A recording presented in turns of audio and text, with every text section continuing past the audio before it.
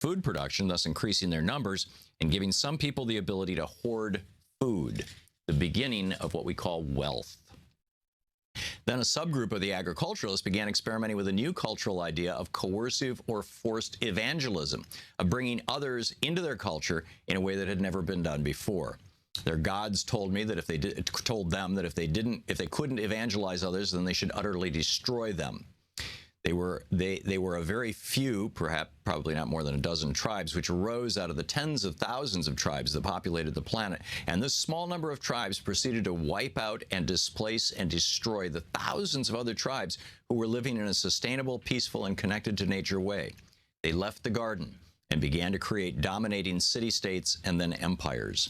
They were the first people infected with Wetiko, the origin of our younger culture. And because of this, they had become more efficient at increasing their own numbers. They had more sunlight under their own personal control. Of course, there was a price to pay for this. While the San, Kogi, Ik, and other native peoples may spend less than 2 to 4 hours a day gathering food and attending to the needs of life, and do to this day, by the way, in younger culture societies, this balance was radically shifted as average people must work longer and harder just to survive. Those who were the dominating individuals in the culture, however, could live luxuriously and work less and less. So for every person who only worked an hour or two a day, another person would have to work 4 or 8 or 10 hours a day or more. Without massive exploitation of resources or theft from others, for every person with 10 times as much wealth, 10 people must have only 1/10 as much. Social and economic classes were born, and the first governments came into being to define, order, and control the socio-economic structure, and help the wealthy maintain and increase their riches. Whether they knew it or not, these governments, mostly kingdoms in the early days, transmitted younger culture values to all citizens, rich and poor. The power brokers of this time programmed the consciousness of their subjects, just as our governments, educational institutions, and mass media do today. Nobody knows what brought about the first eruption of Wetiko cultural insanity, but logic suggests it was most likely happened in places where food resources were only cyclically abundant. For example, the Tlingit and Weda Native American tribes of the Pacific Northwest and the area around Vancouver Island were apparently extensive traders and owners of slaves. And this was because they could store food. This is where it all began, beginning wealth. Anyhow, the book is The Last Hours of Ancient Sunlight. This is just a small dip into it.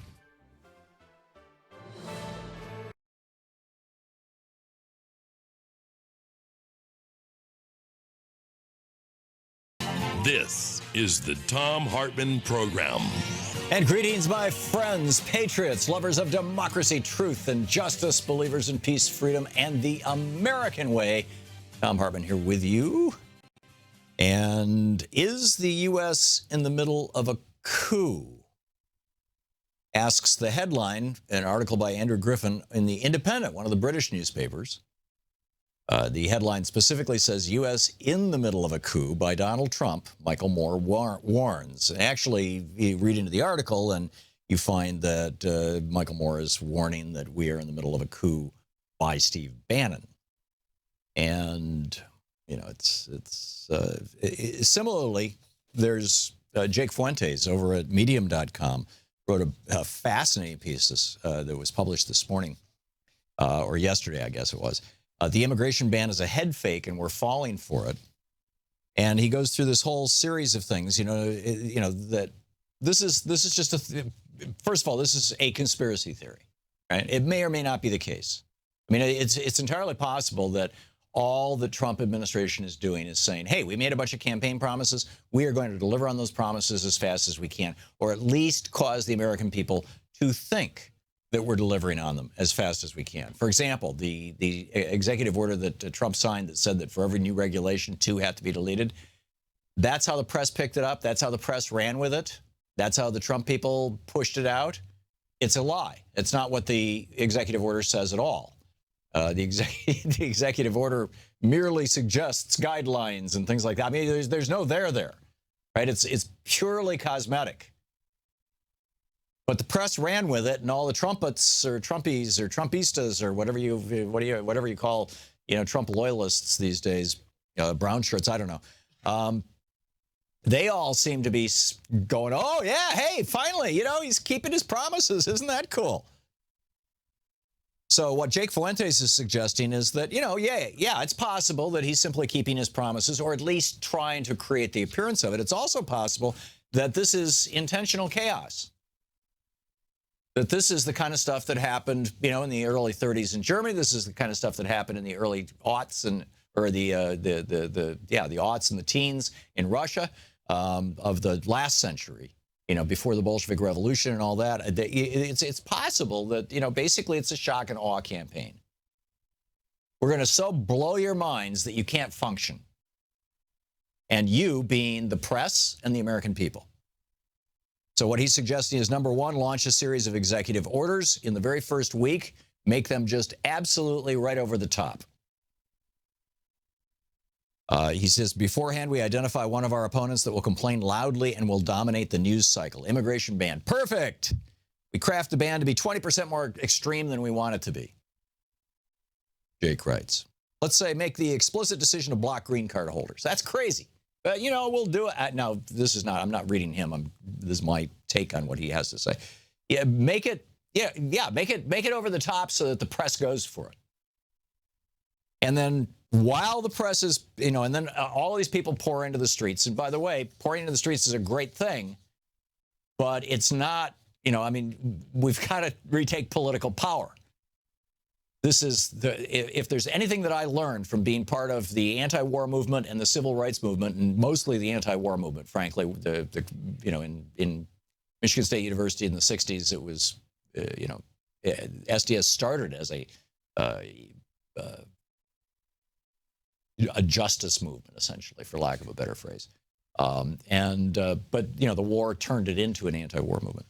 But the one thing that I remember that I learned from that is that marching in the streets isn't enough. You've got to take political power. So number three, he says, we watch our opposition pour into the streets, protesting the extremes exactly as we intended. The protests dominate the news, but our base doesn't watch CNN anyway. Of course, the Republican base is watching Fox, which is saying, oh, look at these poor, sick people in the streets. The ACLU will file motions to oppose the most extreme parts of our measure. That's actually going to be useful, too. We don't actually care if we win. We made it more extreme than it needed to be. Number four, while the nation's attention is on our extreme executive orders, slip in a few more nuanced moves through. For example, reconfigure the National Security Council so it's led by our inner circle, or gut the State Department's ability to resist extreme moves. That will have massive benefits down the road, writes Jake Fuentes.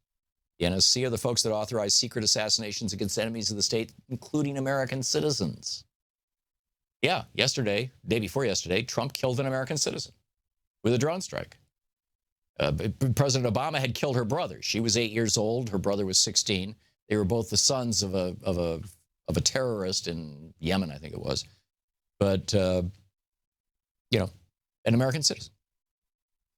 So, and then they go through this, when the dust settles, we have 100% of the executive order we wanted, and, et cetera, et cetera. So are we in the midst of a coup? And what have past presidents said about the warning of this?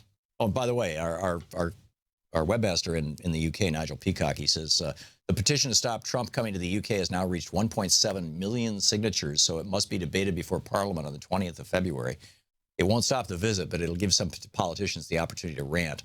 And he noted this independent article that I just shared with you.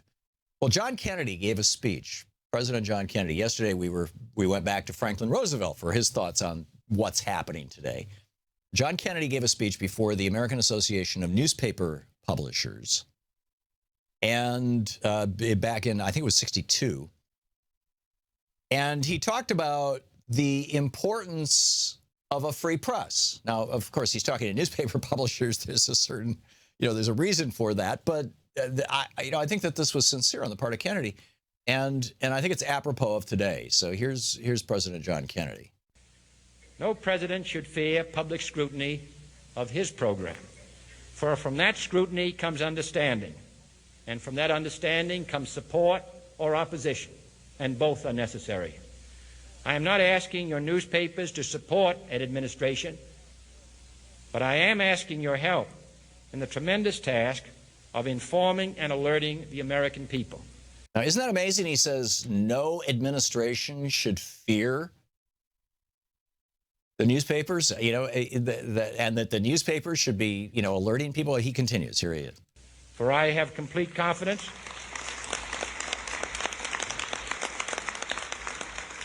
in the response and dedication of our citizens whenever they are fully informed. I not only could not stifle controversy among your readers, I welcome it. This administration intends to be candid about its errors.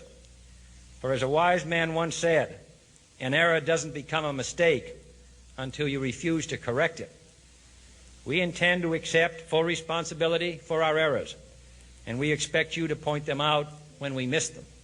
Wow. Can you imagine Donald Trump saying that? I mean, this is the Bay of Pigs. John Kennedy took full credit for that, even though, it was planned by Richard Nixon in 1960 while Nixon was vice president. The Bay of Pigs was set up as an invasion of Cuba that was supposed to happen in October of 1960. It was going to be Nixon's October surprise so that he could beat Kennedy in the 1960 election. He was going to throw out Castro because the main thing in 1960, those of you who are not old enough to remember this, and I'm barely old enough to remember this, the main thing that Richard Nixon was being beat up by Kennedy about in the 1960 election was that he let Castro go communist.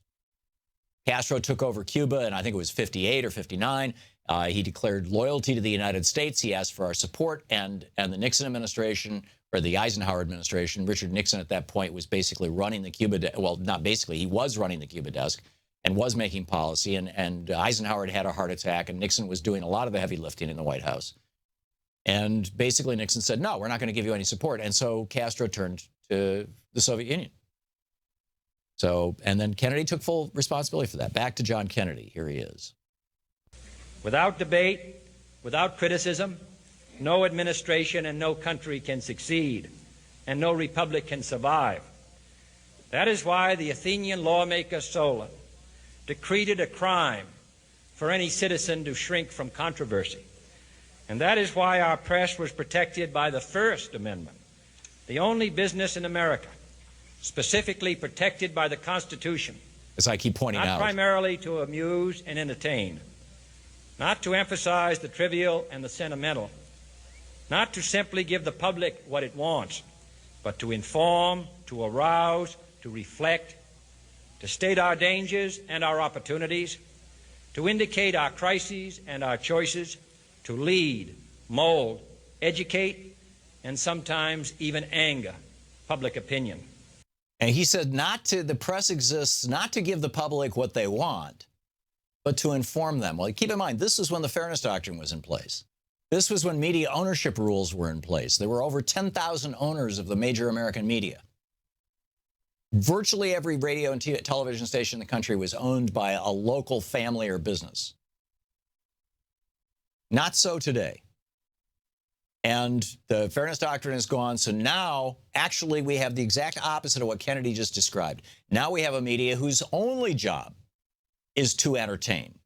And information is only viewed as a show element. And, if it's salacious enough, it flies. If it's not, it doesn't, which makes a coup a whole lot easier. Back to Kennedy. This means greater coverage and analysis of international news, for it is no longer far away and foreign, but close at hand and local. It means greater attention to improved understanding of the news, as well as improved transmission.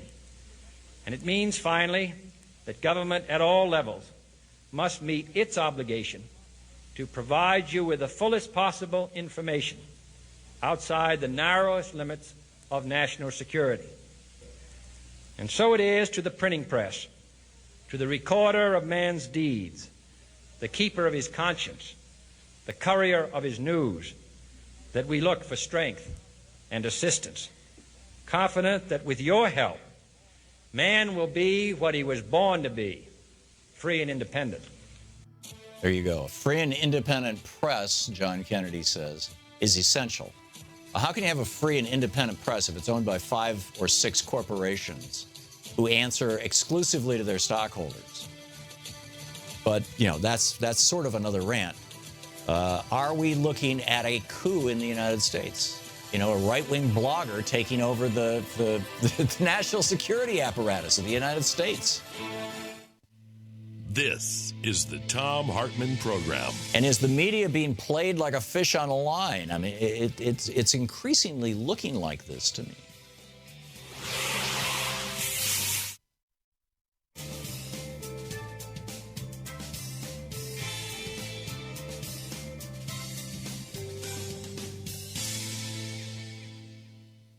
And welcome back. Randy in Ottawa, Iowa, watching Free Speech TV on DirecTV. Hey, Randy, what's up? Hi, Tom. I was motivated to call you this morning, or because of what I saw on C-SPAN. Mm-hmm. There was a Congressman Liu was there as a Democrat speaking, and there was a Republican, I can't recall his name, out of that came on after him from Pennsylvania. And as would that be Senator Pat Toomey by any chance? Yeah, pardon? Was that Senator Pat Toomey from Pennsylvania? No, okay. It was not Toomey. All right. He was on the Senate Judiciary Committee, I think. Yeah. He was also at the Koch brothers retreat recently. Okay. That's why I brought his name up. But anyhow, back to you, Randy. The thing of it was that while the Republican was defending this big show that they're putting on, of which I think that, yeah, it is part of a coup, and it is a deceptive move. Don't look over here, we're going to Mars kind of a thing. As he was speaking and defending their policies and what's going on, it came to mind that the Republican Party, through bankruptcy and privatization and free trade, has turned into a party that somewhat terrorizes American citizens, American taxpayers. And I would give you the Flint, Michigan, the way that has played out. And if it comes to pass that the American Indians, the protesters, were poisoned with pesticides up there, now there needs to be some outrage on the part of Americans. These are, in my opinion, terroristic acts. Yeah, and those are the original Americans. Yeah, it's a, geez. I hope that they are getting some blood samples from those folks and getting them off, because I know that they're making that allegation, and it's tough when you're under attack, and they are under attack. I mean, they literally have missile launchers pointed at them, but to Trump's Muslim ban, yeah, excellent point, Randy. Thank you for the call. Ed in Klamath Falls, Oregon. Hey, Ed, what's on your mind today? Tom, I think you've been giving people some really bad advice. When you're in Nazi Germany in 1936, you do not join the White Rose Society. If you do, you get your head cut off. The proper thing to do if you find yourself in Nazi Germany in 1936 is you go out and you get yourself a swastika armband, you join the Nazi Party, you learn to say Heil Hitler to everybody, and you will come out the other side unscathed when this is over. Yeah, that's not actually how it worked out for most Germans. Most German men between the ages of literally 14, because that's the age that Hitler was conscripting during the last year of the war, between the ages of 14 and 40, died. There was such a shortage of men in Germany after World War II that, and Theodore White writes about this in his this amazing book on history that he wrote. That he was one of my father's heroes. So I read it when I was a teenager. I'm sorry, I can't remember the title of the book, but Theodore White was the author. I think it was something like, a reporter looks at history or something like that. And women were just going out of their way to hook up with American GIs and reporters and things like that. I mean, there was famine. There was a cholera epidemic going on. It was a disaster for the people who had joined the Nazi Party. So, Ed, I would not suggest that that's the direction that anybody should go. I get your point, but I just respectfully disagree. Ed, thanks for the call. We'll be back.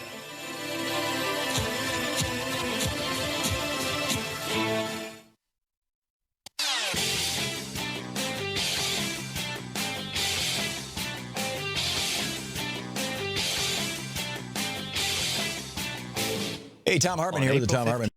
This year's election results have generated fear, sadness, and despair. In the days and months ahead, our democracy may face a crisis of historic proportions. But there is good news. There is good news. There is good news. Thousands of people are stepping forward in solidarity, resistance, and resolve. We join them. We join them. We join them. In standing with the most vulnerable communities among us. Those most likely to be targeted by new restrictions and policies. We will tell their stories here. Here on Free Speech TV. We will lift their voices here on Free Speech TV. In the difficult times ahead, know that we will be with you 24 hours a day. Every day. You are not alone. You are not alone. You are not alone. There are millions of us raising our voices and hearts together as one. We've got your back. We got your back. Free Speech TV's got your back. The revolution is in progress. Welcome back. Thom Hartmann here with you. Justin Salhani, writing over at the thinkprogress.org blog, is quoting experts. You know, I was quoting President Kennedy, and oddly enough, the guy who wrote the piece for Medium.com is the director of new projects for Capital One, the credit card company, which is pretty amazing that he's putting that in his bio. But in any case, Justin Salhani, who is a reporter at Think Progress, whose focus is human rights, writes a piece. The headline is, "Experts on Authoritarianism Say Trump's Presidency is Getting Even Worse." One scholar describes Steve Bannon's role in the administration as pretty terrifying. And, they say President Trump is disturbingly similar to candidate Trump. Well, that's how it's supposed to be. I mean, generally speaking, you want your elected officials to do what they say they're going to do. Here's the problem, though. I would say in many regards, it's not.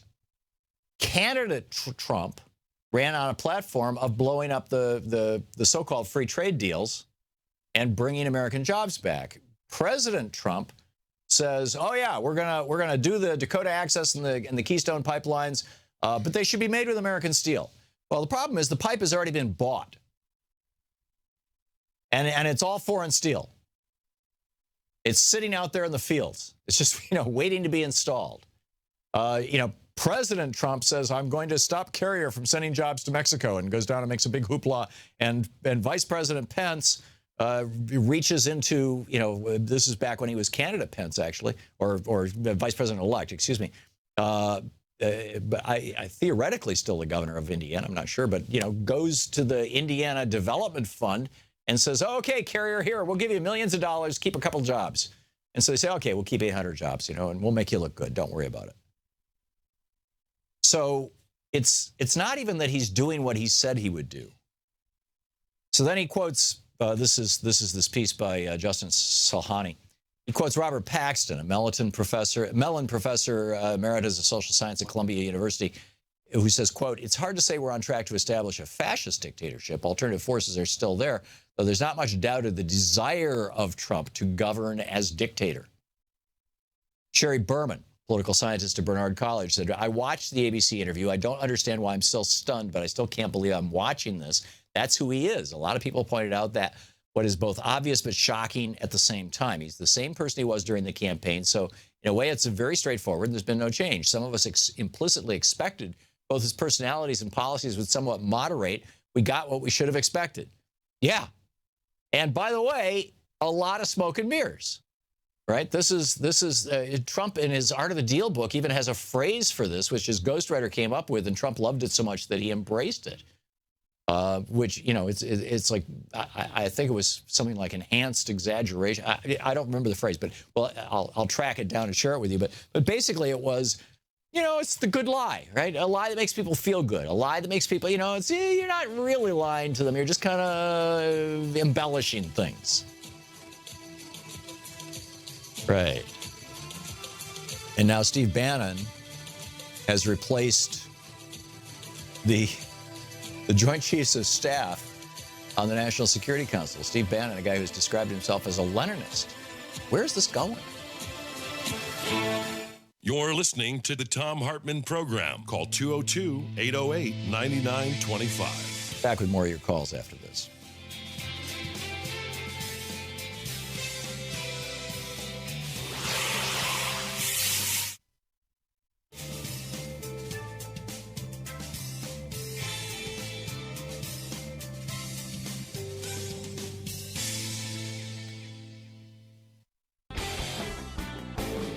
As of this morning, nearly 130,000 Facebook users have, quote, checked in. So this is all over social media because people actually care, right? People want to know what's going on. White people too.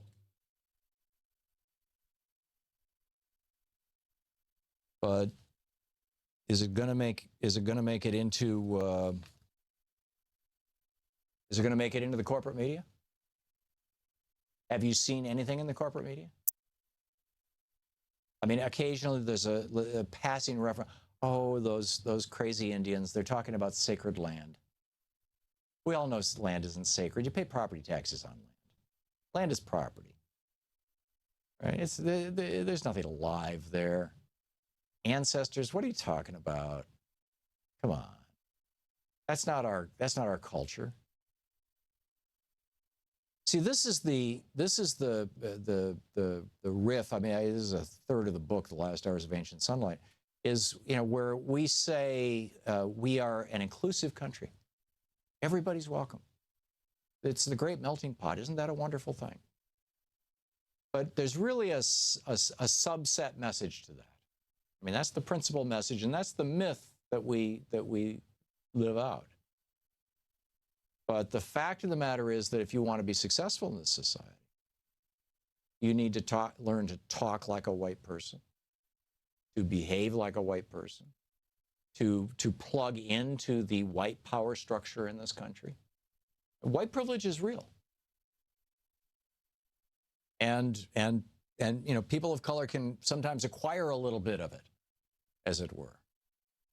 But never the whole thing. Of course, never the whole thing.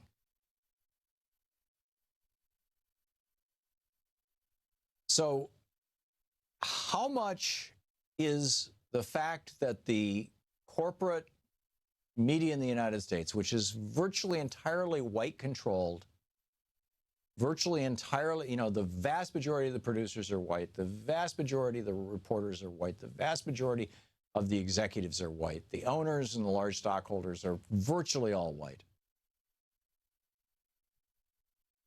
What kind of impact does that have on what kind of news gets covered?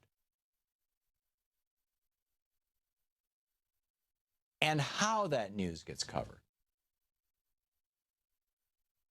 Now, you ask minorities in this country, they'll tell you we've been noticing it for years and years. I remember back in the 60s, I played a Dick Gregory album, The Light Side, The Dark Side, four sides, back to back, the whole thing, when I was doing an all-night progressive rock show, and I got fired for it. The only time I've ever been fired. WVIC in Lansing, Michigan. And you've probably heard, I've told the story before, so I'm not going to repeat it. But one of the points that Dick Gregory made in that album, and over the years, I've gotten to know him. We've been to Europe together. We've been to Africa together. His son is my chiropractor. It's like he's a great guy. He lives here in D.C. now. He's been on this program. In fact, most recently, just 6 months ago or so. And he made the comment that the only images growing up as a young black man in St. Louis, Missouri, that the only images that he saw of black women were basically Aunt Jemima. And he made the joke, and I never wanted to have sex with Aunt Jemima, or words to that effect. And that was, back then, it was like the media was just like so clearly, so completely a white-controlled media, as it were.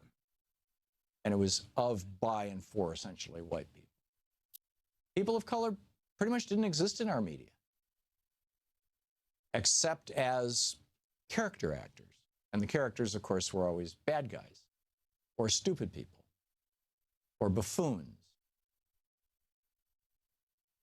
And, yes, that started to change with the primetime rule when you got independent production companies producing television programs in the 70s and 80s, and it started getting better in the 90s, and it's better today. You're seeing, more diversity on television, but it still doesn't reflect the diversity of America. And it doesn't even begin to reflect the people who were the original, any part of the lives of the people who were the original occupants of this continent. So I'm of the opinion that the reason that you're seeing no Standing Rock coverage But if you want to get Standing Rock coverage, you gotta tune in Amy Goodman or listen to this program, basically. The reason why is that it's not white people. Now, I know when I go off on these rants about white privilege, I get all these conservative callers telling me I'm nuts. Feel free. Convince me I'm wrong. I would love to be wrong about this.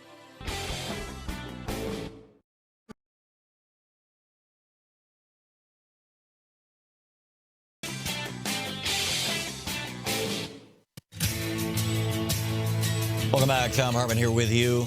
Just a heads up, by the way, midnight tonight, last chance to sign up for Obamacare. Congress had appropriated money to pay for ads. The ads were produced, and they were supposed to have been playing for the last week and a half, saying that this is the last 2 weeks to sign up for Obamacare. You know, there's these sign-up periods that they have for Obamacare, just like insurance companies have, that run from I'm not sure exactly when in the case of Obamacare, but I think it is the 1st of November to the end of January. And I know it's ending in, January 30th, which or 31st, which is today. So if you want Obamacare, if you're in a state that has expanded Medicaid and you're eligible for it, or if you want to buy Obamacare on one of the exchanges, or if you're a small business owner, and I got an amazing story to tell you. We're a small business. We've got a half a dozen, maybe a little more, like 8 or 9 employees. I'm not sure exactly how many people get formal paychecks as opposed to other things, but whatever. And we provide health insurance to all of our full-time employees. And it's like we were paying, for somebody in their 20s, for a single person in their 20s, we were paying through one of the regular insurance companies, something like $800-900 a month. And Louise discovered that there was a small business exchange, an Obamacare small business exchange right here in Washington, D.C. She contacted them. She checked the prices, and it was half. And it was the same insurance. In fact, it was from the same insurance company. And it was half the price. So if you're running a small business, today's your last chance. Well, maybe actually a small business, you might be able to change that. But if you're an individual looking for Obamacare, for the insurance under the Affordable Care Act, today is the last day, and the Obama and the Trump administration has stopped running the ads informing people. Nonetheless, 8 million people have signed up during the enrollment period that is ending today. 8 million people have already signed up for the Affordable Care Act. Last chance to get in under the end. Also, I just got an email here from Roots Action Network. And some great people associated with Roots Action, one of them, Jeff Cohen. And they have started a website called impeachdonaldtrumpnow.org. And I just learned about this, literally today when I saw this, impeachdonaldtrumpnow.org. Over 500,000 people have already signed their petition to impeach Trump. It's incredible. It's absolutely incredible. Lavetta in Long Beach, California. Hey, Lavetta, thanks for watching us on YouTube. What's up? Hi, Tom. I have a couple of things. I'm a Californian, as you know. And in California, we don't quit, we don't surrender, we don't shut up, and we don't give up. Good. So my thing to everybody is don't give up. Fight and keep fighting. All of the Mexicans out there and all over and immigrants and everything, it's time for us to start hitting them in their pockets. They all need to walk out on their job at least for one day. Maids, hotel workers, restaurants, vineyards, don't pick nothing, don't do nothing, and everybody else needs to start doing the same thing with them. Yeah, so Lavetta, you're calling for a nationwide strike. The only way that they're going to understand that we mean business.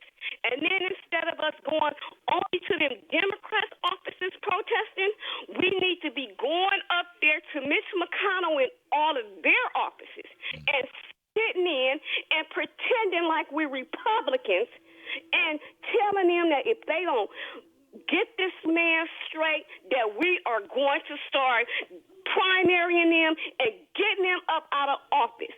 Them and all their billionaire friends. We got to take our country back. It's more of us than it is of them.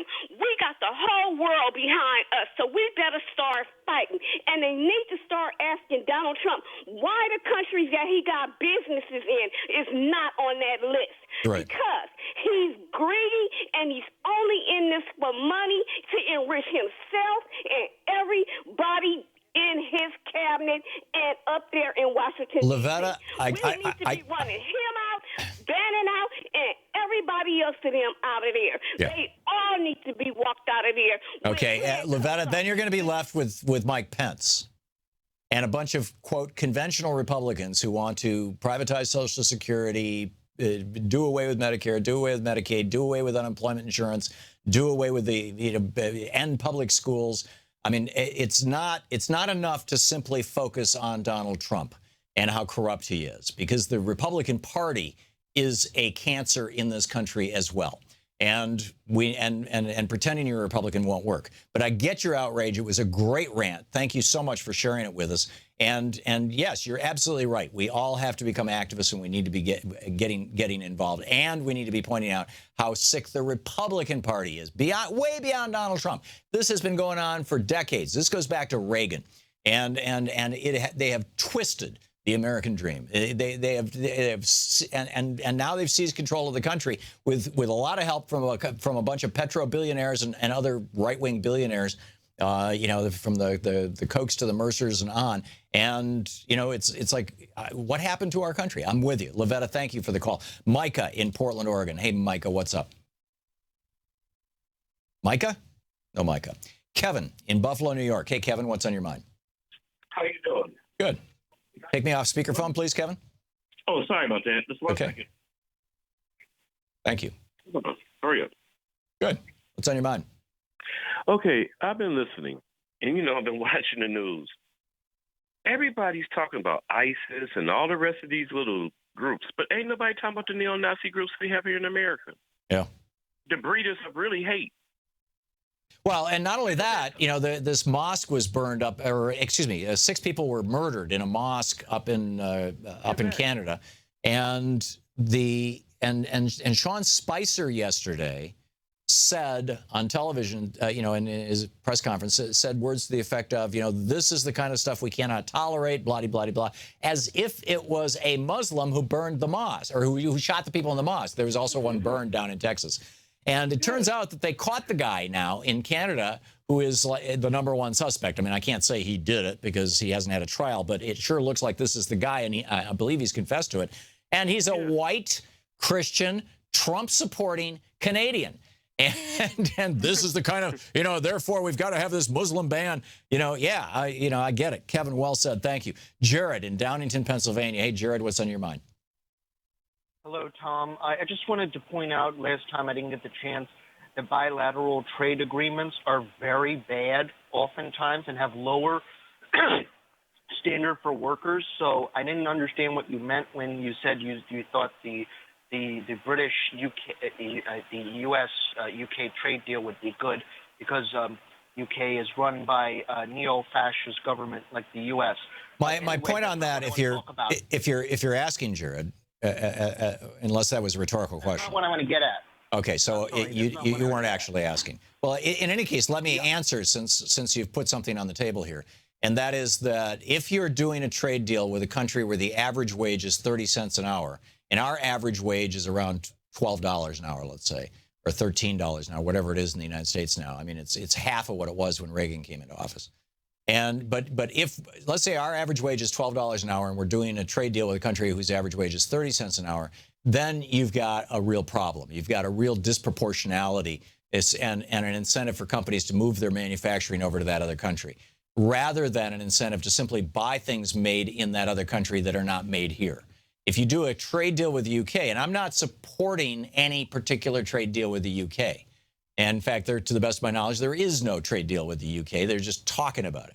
But if you do a trade deal with another country that has basically the same wage and environmental protections that we do, or even stronger ones, higher wages and better environmental protections, as is the case with much of Europe, then the only thing you have to worry about is whether that country is going to play, on an even playing field. Germany does not. Germany uses the VAT tax to reduce the cost of their exports and increase the cost of imports into Germany to protect their domestic industry. I'm guessing the UK would try to do the same thing with us. But if we could work that out, at least you wouldn't be doing a trade deal with a country that's got 50-cent labor or $1 an hour labor. That was my point, Jared. But I'm frankly in favor of no trade deals. I'm in favor of a singular national trade policy here in the United States that works to the benefit of the United States. And I realize that that is a line that Trump has picked up and run with, but I've been saying this for 20 years. And so have all of the members of the House Progressive Caucus and most Democrats. So, Jared, we're just about out of time. Back to the point that you wanted to make. Yeah, I agree with you that we shouldn't have any trade deals. But I want to talk about the assassination of the 30 civilians in Yemen by the U.S. commandos. And you said previously that we shouldn't prosecute Trump for war crimes before he committed them. And now that he has, can we seriously consider arresting this man? I seriously believe he should be in The Hague now for this. 30 civilians, okay? Like, when do we draw the line? I mean, I think we need to draw the line, Jared. This isn't a matter of impeaching Trump because he basically said yes to a plan that President Obama put together. And we killed the 8-year-old daughter of, I think it was Anwar al-Awlaki. We killed his 8-year-old daughter, who, both his kids are U.S. citizens. He was a U.S. citizen. We killed him first. Then President Obama killed him in a drone strike. Then President Obama killed his teenage son, his 17-year-old son, in a drone strike. And day before yesterday, Trump killed his 8-year-old daughter in a drone strike. This is a policy problem. This is a national problem of priorities. This is the Vietnam War gone into Cambodia and Laos. That's what we're looking at here. This is the metastasis of an illegal war and an unnecessary war that we were lied into, whether it was the Gulf of Bay or the Gulf of Tonkin resolution that got us into the war with North Vietnam, that eventually metastasized into Cambodia and Laos, or whether it was George W. Bush lying about weapons of mass destruction and lying about 9/11 and Saddam Hussein's involvement. Same thing. You're listening to Thom Hartmann. Visit ThomHartmann.com for audio and video archives. And, Trump gave lip service during the campaign to not doing nation building and all this, but it ain't, I'm not seeing any changes in policy.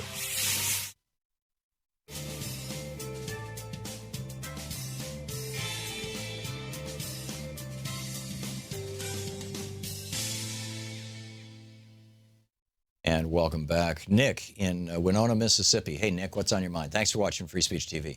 Hey, how you doing, Tom? Good. What's up? Well, I want to just express, the thing is, I agree with you. We are in the middle of a coup. And the one thing that I think everybody is very important for everybody who's hearing me should think about, prepare for 2018. Because the Republican Party is going to cave on everything this man wants, because they're drunk for power. They don't want to lose power. So everybody's going to have to come out and vote. If you never voted before, where did that get you? Right. Okay? If you voted for Trump, how is that working out for you? Yeah, and this is a really important time to not only register to vote if you're not registered, but if you are registered, to contact your local elections board and make sure that your name has not been taken off the rolls by one of these Republican voter purges. Because if your name has been taken off the rolls, when you show up to vote, you'll be given a provisional ballot. You will think you voted. You will tell the exit pollers you voted, but you didn't. Your vote will never actually be counted. And it's a placebo ballot. And which is why, in state after state after state that went for Donald Trump, the exit pollsters, measured that Hillary Clinton actually won. And it wasn't that, Hillary Clinton didn't get the votes. It's that the votes weren't counted. It's the old Joe Stalin quote that probably didn't come from Joe Stalin, but, is always attributed to him of, it doesn't matter how people vote. It matters who counts the votes. Well, yes, and I agree. The one good thing I think that's in our favor is how the courts have ruled against, was it 3 states now? For their voter suppression, and they have to redraw the districts. Yeah, but those are being challenged, and Trump is trying to make this a federal thing, right? And his whole 3 to 5 million illegal immigrants voted thing. I mean, more than half of Republicans right now believe that. A third of Democrats believe that. Who was it who said, Samuel Clements, Samuel Moore. Clements Moore. Mark Twain was his actual name. Said, a lie can get halfway around the world before the truth has a chance to put its boots on. And that's what's going on here. And this is a big lie that's being told. Yeah. Yeah. I mean, it quite literally, I think, qualifies, under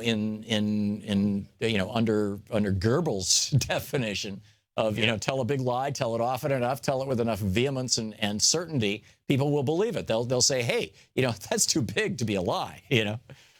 Now, one final thing that I will say. Now, I'm the guy who talked to you last year and said that I feel there's a 55% chance that Trump was going to get elected. Right.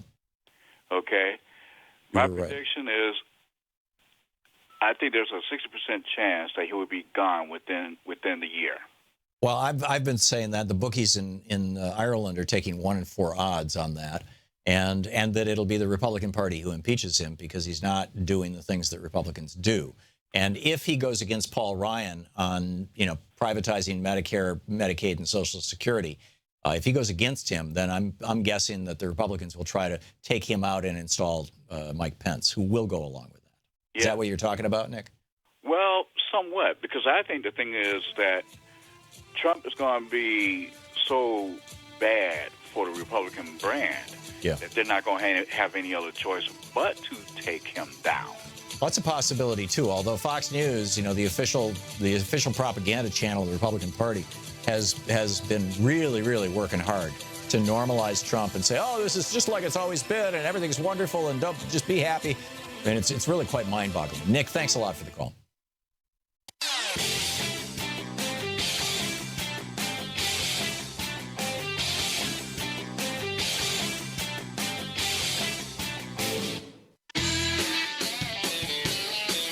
Welcome back. 9 minutes before the hour. Thom Hartmann here with you. Reginald in Houston, Texas. Hey, Reginald, what's on your mind? Thanks for watching Free Speech. What's on your mind today? Hey, Tom, thank you for having me.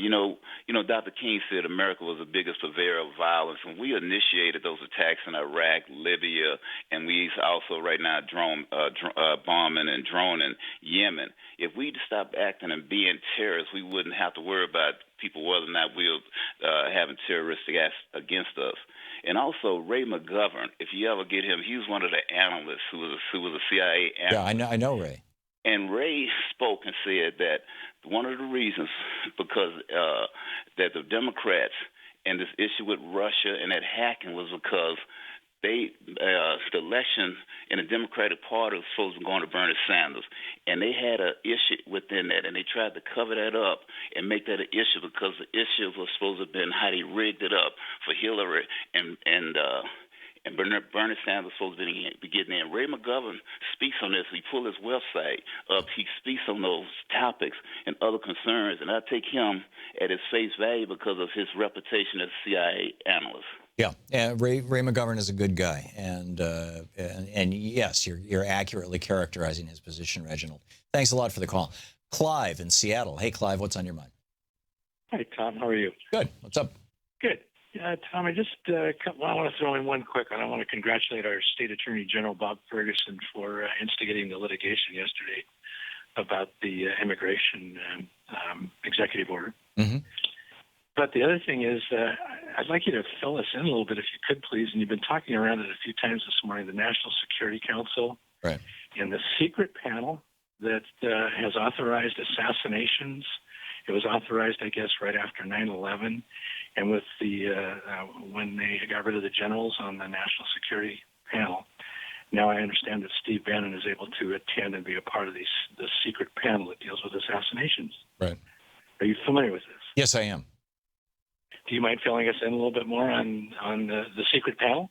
Yeah, this is the principals council or meeting or whatever, and it's basically we are the guys who decide the really nitty-gritty, tough, immediately needed response that has to do with national security.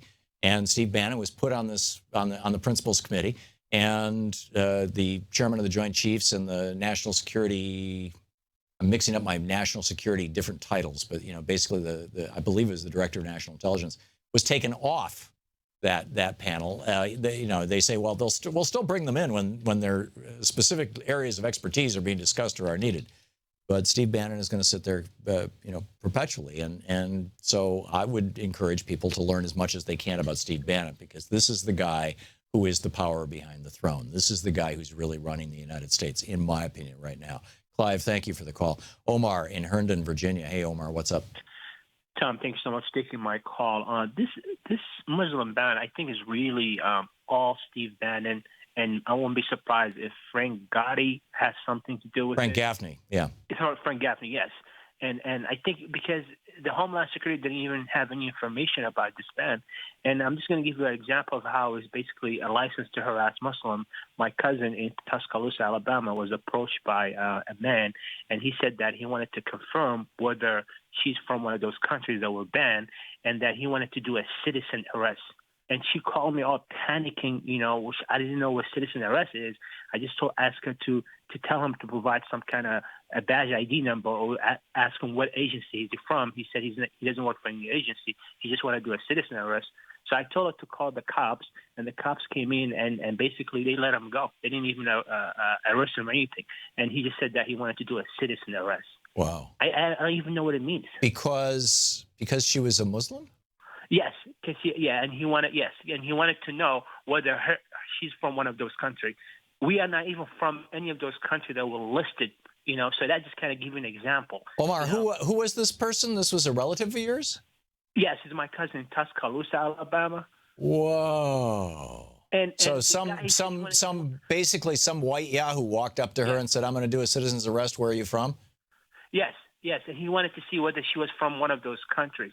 So this is a perfect example that all Muslims now from these countries. Somebody could be from Saudi Arabia and get approached and told, "Are you from one of these countries?" Well, all Muslims, period. I mean, Omar, your cousin isn't from one of those 7 countries. No, not at all. We're not even from there. And both of us are citizens, and her husband is a citizen. He teaches at the University of Alabama in Tuscaloosa. So this is how it is. And a lot of families overseas sold their land, sold their goats and their camels and their property. They quit their jobs, and they were staying in hotels to get ready to come to the U.S., and now they're pretty much stuck with nothing. That's how much damage it's creating. Yeah. And it's really concerning. Yeah, this is incredible. Here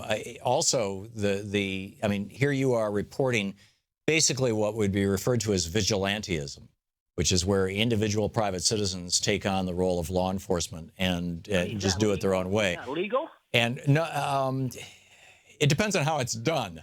And apparently what he did and said didn't fall into the realm of assault. He didn't presumably put his hands on her, so it was just words. And it wasn't words that were specific threats of violence. So I doubt the police could do anything. But it is vigilantism. And that is what the brown shirts were doing for Hitler in 31, 32, 33, before he dissolved the brown shirts, which was a volunteer force. These guys, they didn't get a paycheck. They made their own uniforms in some cases. And, just the same thing with the black shirts for Mussolini.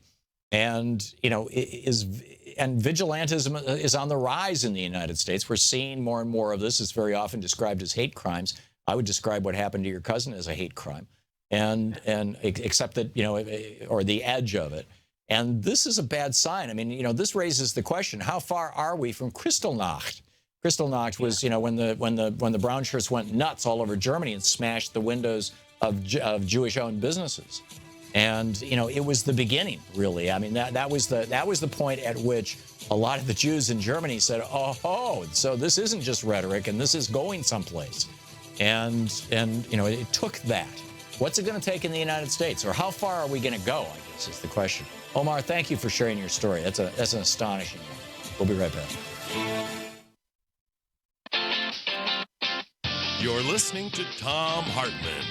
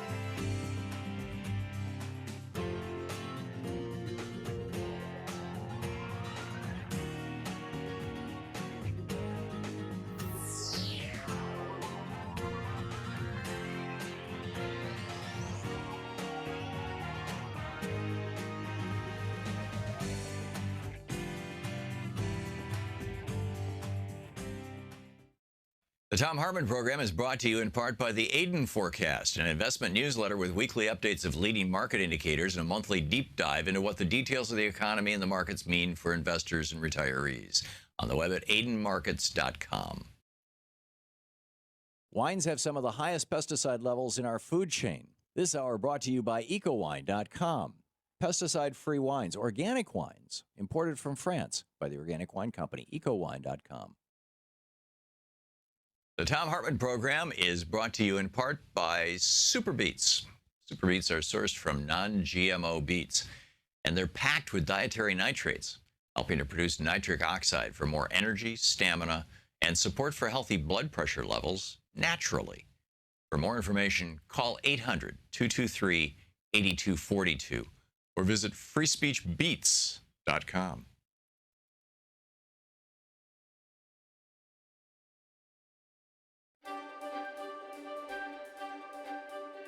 Welcome back to Thom Hartmann University Book Club. We're reading today from Screwed, The Undeclared War Against the Middle Class and What We Can Do About It. This is from Chapter 3, The Rise of the Corporatocracy, and it's in the middle of the chapter. It's the subchapter or subhead is Feudalist Takeover. America was not conceived of as a feudal state, F-E-U-D-A-L, feudalism being broadly defined as rule by the super rich. Our nation was created in large part in reaction against centuries of European feudalism. As Ralph Waldo Emerson said in his lecture titled The Fortune of the Republic, delivered on December 1st, 1863, quote, "We began with freedom. America was opened after the feudal mischief was spent. No inquisitions here, no kings, no nobles, no dominant church," end quote. Founding idea of America was that our country would not be ruled by a handful of very powerful rich men. America was founded as a country ruled by we the people. And for democracy to work, there had to be a strong and broad middle class. Even at our country's founding, there were some who who couldn't quite shake the idea that aristocracy was the way to go.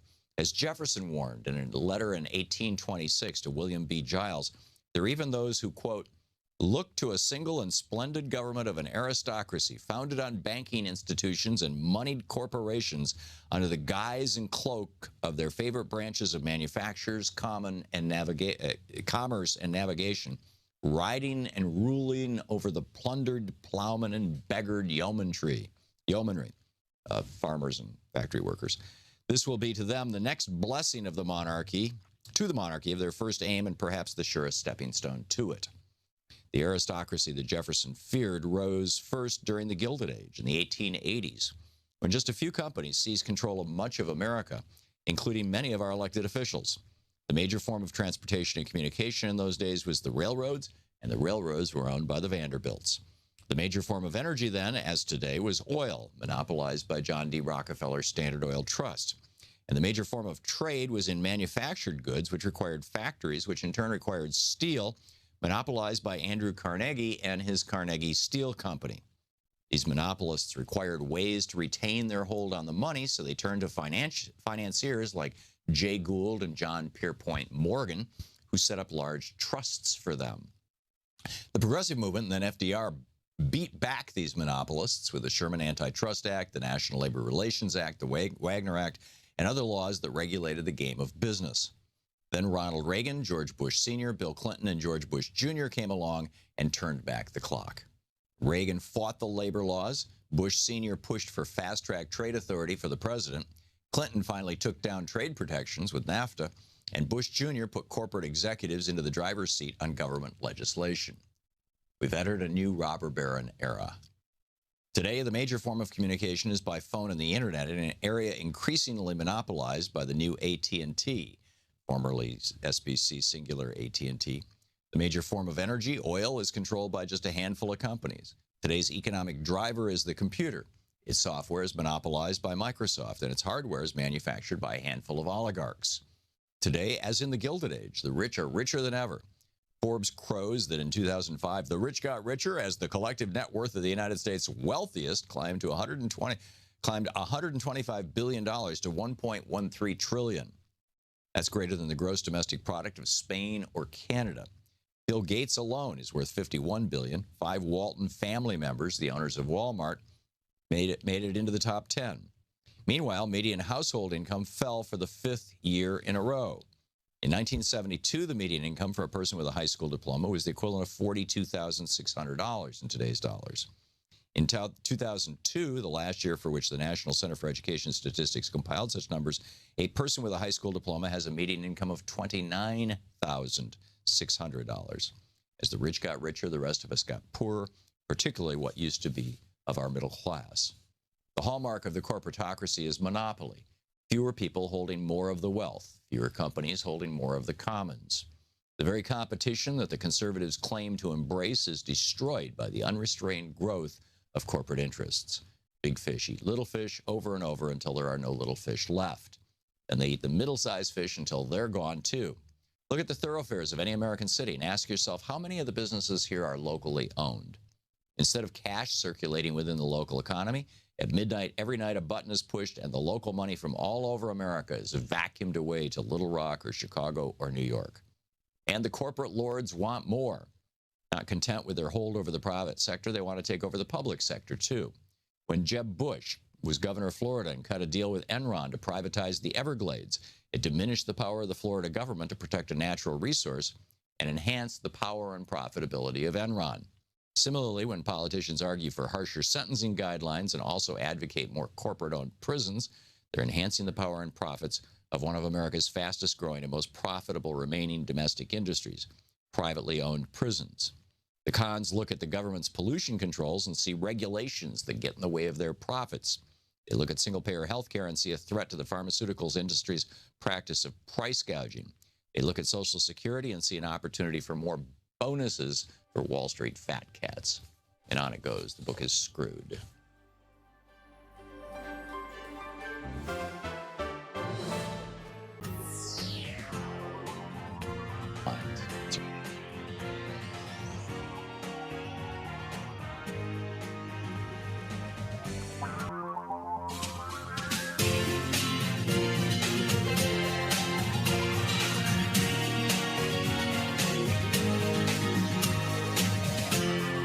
This is the Thom Hartmann Program.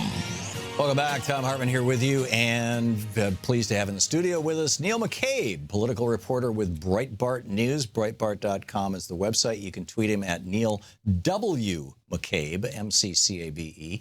And Neil, welcome back. Good afternoon, good sir. We're all very excited. Yeah, no doubt. No doubt. So just when we thought things were going to calm down, right? Yeah, I didn't think that. Did you really? I was like, oh, well, this inauguration's over. Let's just, I've been waiting for the breather. Yeah, no, And, it's not coming on. Well, and this is you know, in the first hour of the program, I was pointing out the guy who is the head of new products for Capital One and the founder of Level Money, Jake Fuentes. He says the immigration ban is a head fake and we're falling for it. That this is like creative chaos. That this is abandonism. That you know, the whole idea is throw the country into turmoil, and then while everybody's paying attention to the turmoil, the Muslim ban or whatever it may be, while everybody's paying attention to the turmoil, you know, get in there and change America in ways that are, you know, substantial and consequential. Basically, it's a coup. And in fact, Donald Trump, Michael, the head of Capital One said this. Not the head of new product development. Wow. And here's the article. The bankster? Here's the article. The banksters are complaining? And then you know, Michael Moore is saying, hey, this is a coup. And so I'm asking you, as you know, and Neil, you and I have known each other for a lot of years. And, sure. And we don't agree on anything political, I think. We agree on our goals, Tom. What are our goals? Peace, prosperity, justice. Okay, if that's really your goal, I agree with you. I'm a social justice Catholic, Tom. Okay, all right, great. Then let's go ahead, I interrupted you. That's quite all right. In the context of that, in saying that those are our goals, at what point do we start to resist a government that is going off the rails? Or for that matter, at what point do we know that our government is going off the rails? I don't know that the government is off the rails. I've been told that the government's off the rails over and over again. But I think that's fascism. You know, Benito Mussolini, who invented the word fascism from the Italian fasce, which is who was frankly a mixed bag. Yeah, well, he was a good, you know, he's a good Catholic like you. Very good Catholic. Just worked things out with the Vatican, and I will say that the Art Deco from that period is spectacular. Okay, It is spectacular. We agree on another thing, but Go ahead. And Mussolini actually did make the trains run on time. But the fasce was a bundle of sticks with a rope around it, and the whole idea was that you can break an individual stick, you can't break the whole bundle of sticks. And the fasce is actually carved into the speaker's stand in the House of Representatives that the Speaker of the House stands behind, and it was put there 100 years ago. I mean, it's an old Roman Empire symbol. It also represents the monopoly of violence by the government. Well, I've never heard that. Yeah, in Rome, only the government was allowed to beat you or execute you. That's why it was the sticks with the axe. It was it represented, so there was no more private violence. Yeah, only the government. Well, that's interesting. I've never heard that. And it means the rule of law, Tom. All right. Well, our government has used that for a long time, and Mussolini took that and he said, okay, the bundle is government and industry. And he dissolved Parliament and replaced it with the Chamber of Fascist Corporations, Cameo de Fascistio Corporaciones. Yes. And each congressional district, instead of sending a representative that was elected by the people, sent a representative of the largest corporation in that congressional district. Now, today, if you talk to any Republican on Capitol Hill, you are going to find virtually 100% of them. Maybe there's one or two exceptions to this, and you might be able to name them, but I can't. You're going to find virtually 100% of them saying, for example, oh, there's no such thing as climate change. Don't do anything to the fossil fuel companies. They're not destroying the planet. They're only saying this. They're only these are the same people who have 97 doctors told them, hey, you've got gonorrhea, you should take penicillin. And 3 doctors said, hey, you've got gonorrhea, you should eat dandelions. These are not the people who would be eating dandelions. Right? These are the people who would be listening to their doctor.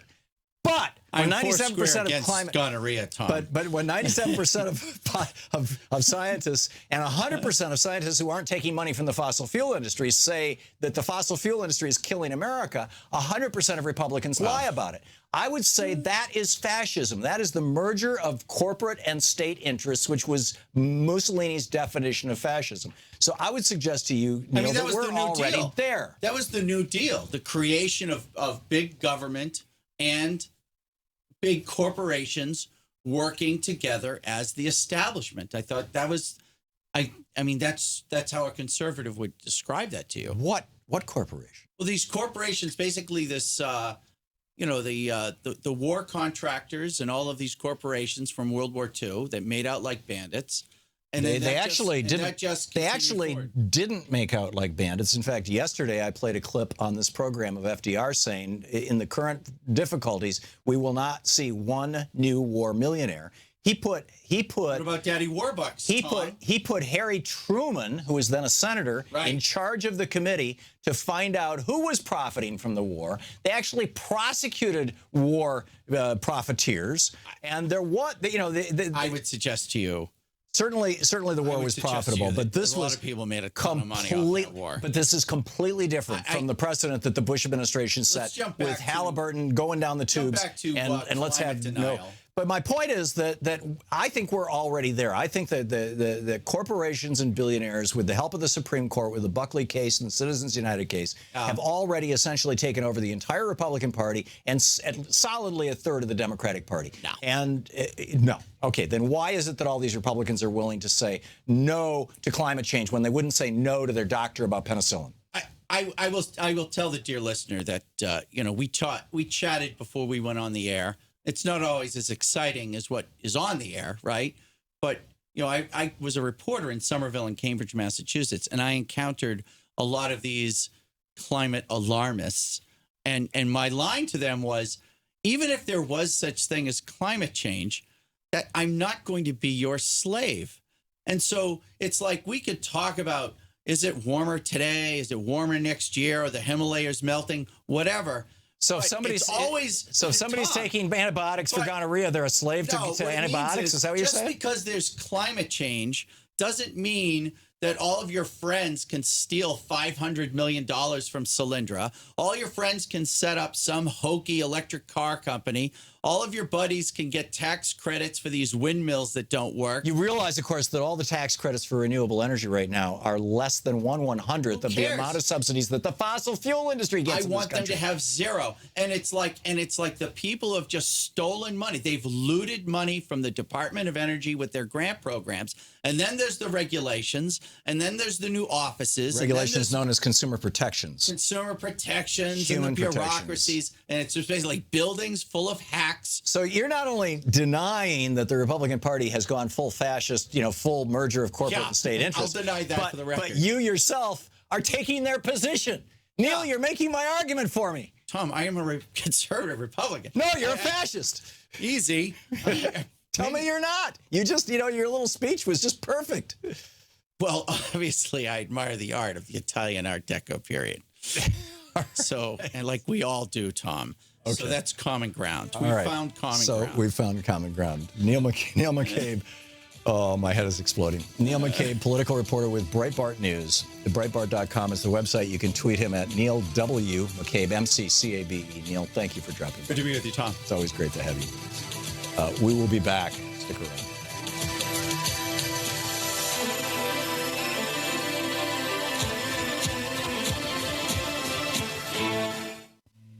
This is the Thom Hartmann Program.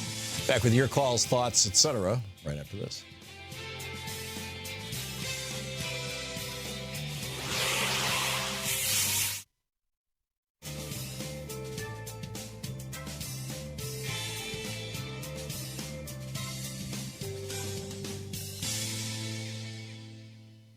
And welcome back. Thom Hartmann here with you. And let's see here. Keith, watching Free Speech TV in Colon, Michigan. Is it Colon, Michigan, or Colon? Colon. Colon. Okay, in Colon, Michigan. Hey, Keith, I've driven through that town. I've never. I don't think I've stopped. But so anyhow, what's up? Thanks for watching Free Speech. Thanks for taking my call. I'm sure. doing good. Good. Hey, I've heard all the news about the wall and all that. I just want people. I haven't heard this that walls don't just keep people out; they keep people in, as well as ideas. And I'm sure that's certainly how it worked in East Germany and East Berlin. Yeah, I'm sure if we ask the people from North Korea, China, East Germany, they'd not only tell us how crippling walls are for ideas, economies, freedom. And China's a perfect example of how crippling it can be for centuries. Mm-hmm. Yeah, no, I don't disagree. And I think that the Trump's border wall is crazy. If he wants to stop people from coming to the United States and working without a work permit, then he needs to start putting employers in jail who hire people without work permits or who hire people who are not citizens. It's really just that simple. We know that'll never happen. Well, it's how it used to be before 1986 when Reagan signed his amnesty and basically stopped prosecuting employers, and which led to, and this is very intentional on the part of the Republicans, it led to the destruction of several heavily unionized industries. The building trades industry in the United States was one of the most heavily unionized. The meatpacking trade in the United States was one of the most heavily unionized. In fact, it was virtually 100% unionized outside of management. And now both of them have barely any unions left in them because people have, between right to work for less laws and quote illegal immigrants, undocumented workers, they have been able to bust the unions. And that's the kind of progressive part of the story of why countries actually should have borders and should enforce those borders. But that doesn't mean you put up a wall. I lived in Germany for a year. I had to get a work permit to go there. It took 4 months to get it. I had to, go to the German consulate. I had to tell them what I was doing. I had to submit all this paperwork. I had to prove that I had an employer. I had to show how much I was being paid. They checked my pay stubs. Same thing in Australia. I gave a series of speeches in Australia with Neil Donald Walsh and Marianne Williamson, and we were paid for them. And I had to get a work permit to go to Australia to do it. They literally wouldn't let me in the country to give a speech until I showed my work permit. And that's how it used to be in the United States. There's nothing wrong with that. That's a functional thing. But that's a whole completely different thing from demonizing the people who come here because they were offered a job. And, I agree. I just wanted people to know, that wall could keep us in as well. Yeah, well, that's a really important point, Keith, is that particularly as this country keeps going more and more bizarre. And yeah, okay, Keith, thanks a lot for the call. And the other piece of this is what happens. Canada, Justin Trudeau, the Prime Minister of Canada, has said, if the United States won't take refugees who have been vetted, who have gone through a 2-year process, who have sold all their property, who are living in hotels near the airport waiting to get on the plane, if the United States won't take them, we will here in Canada. Now, if all those people that Donald Trump is so terrified of are going to Canada, at what point does he start building the wall between the United States and Canada because he's so frightened? Or because he wants you to be so frightened? And I think that's really what it is. I don't think this is about Trump's fears. I think it's about trying to provoke problems, and it's about trying to make Americans fearful, because fearful people will follow an authoritarian much faster than anybody else. We'll be right back.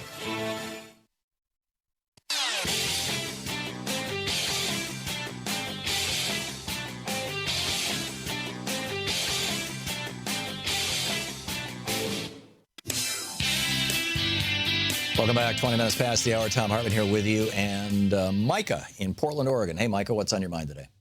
Hey, Tom. Thanks for taking my call. I got a question. We never have had somebody in this capacity as president before, so I'm curious on your thoughts on how strong do you think the institution of our democracy is in the face of I'm sorry, Micah, your phone is kind of fading in and out. How strong do I think the what is? The institutions of our democracy are. Oh, the institutions of our democracy. Trump. Right. In other words, will America survive Trump because our institutions are bigger than any one individual? I honestly don't know the answer to that question, and I think that is the $64,000 question. To paraphrase Groucho Marx. Well, I think back then it was the $64 question. That is will we survive this? And it's a question I don't have an answer to, Micah. I just know that we need to resist. We have to push back. We have to fight back. It is not enough to sit around and complain. It's not enough to simply say, oh well, in 2 years we can vote. In 4 years we can vote. Well, yeah, and be sure that you're registered to vote, because there's an election coming up in less than 24 months. In fact, I think it's coming up in 2 months. In November of 2018, there's another election coming up, and then another one in 2020 for president. And Donald Trump has already filed his papers to run for re-election. And in fact, I got a fundraising email from him. Yeah, I got 2 of them yesterday. They're trying to hit this $750,000 goal of campaign contributions for the month of January. This is campaign contributions for his 2020 presidential campaign. They're already raising like almost $1 million a month. And I mean, this is serious stuff. We should be paying attention to it. Micah, thank you for the call. Richard in Westchester, Pennsylvania. Hey, Richard, what's up? Hi, Tom. Thanks for taking my call. Sure. I have a question I'd love to ask the administration, especially Michael Pence. By sending these refugees back to Syria, what if a woman was pregnant?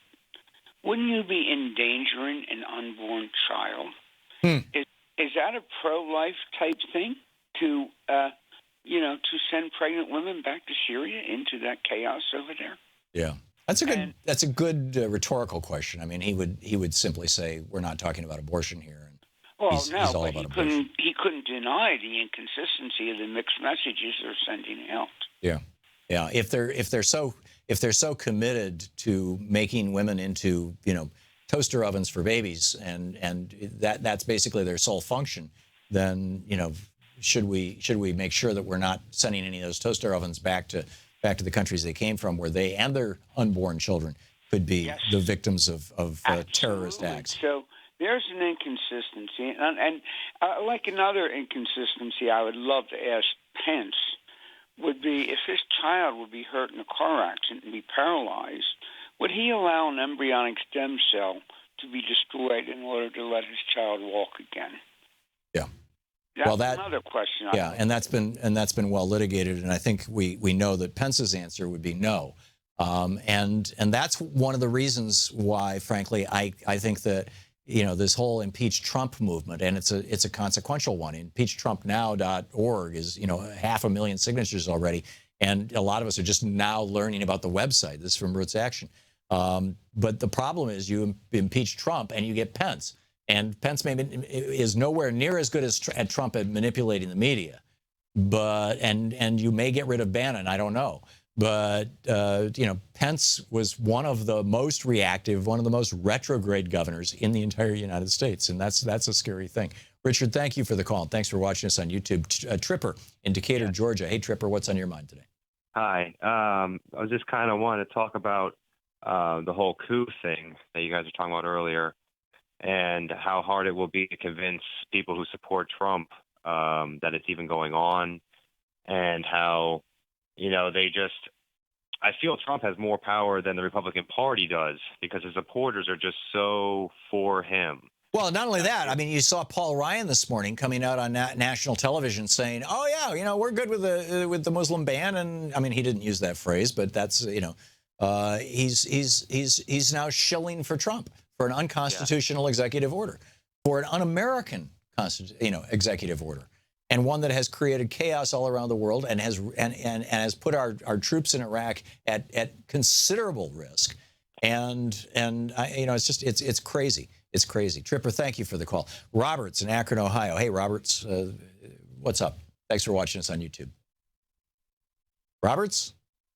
You see, here's the thing. There's a delay. Even on YouTube, you've got to listen to your phone instead of your radio or TV or whatever it is. David in Kanawiha. No, I'm sure I'm mangling it in Hawaii. David, how do you say the name of your town? Kaneohe. Thank you. So what's up? Well, a constant theme of your shows is the mainstream media serves the interests of their multinational corporate advertisers and owners. Yeah. So I think it would be very different if we could just get one of those 4 major TV networks to instead be oriented to a progressive cause. So I'm kind of hoping you might start promoting that idea that some of these billionaires who claim to be on the side of the American people actually put up some real money like the conservative side does. Yeah. If you go over to major networks. If you go over to Mediaite.com, there's a whole, I'm pretty sure it's at Mediaite.com, although I could be wrong. But in any case, there's it's page6.com, which I think is the New York Post, although it may just be its own gossip site. They have they have an article on there about how NBC and MSNBC are trying to become the new Fox under Andy Lack. Whether it's true or not, I don't know. Page 6 is more of a gossip site than news. But I don't have a lot of faith that any of the giant transnational corporations that own our media, or giant domestic corporations, whether it's Comcast that owns NBC or whether it's Time Warner that owns CNN, are going to do this. Now, that said, are going to become, quote, progressive. I just, I don't believe it, frankly. But it would be nice if one of our national media outlets actually just started doing news. And Time Warner wants to merge with AT&T, or AT&T wants to merge with Time Warner or whatever. And if the Justice Department was to make a condition of that merger, the Time Warner has to spin off CNN and run it as a separate corporation that is dedicated specifically to news, maybe even as a nonprofit corporation that's dedicated to news. That, because CNN has the infrastructure and they have the historic commitment to news. Ted Turner created something that was really cool. And Ted Turner, over the years, has expressed on numerous occasions how really seriously pissed off he is that this is not what he created. The CNN has, they're chasing the dollar and the new shiny trinkly thing instead of news. You're listening to the Thom Hartmann Program. Call 202-808-9925. We'll be back with more of your calls after this. Stick around.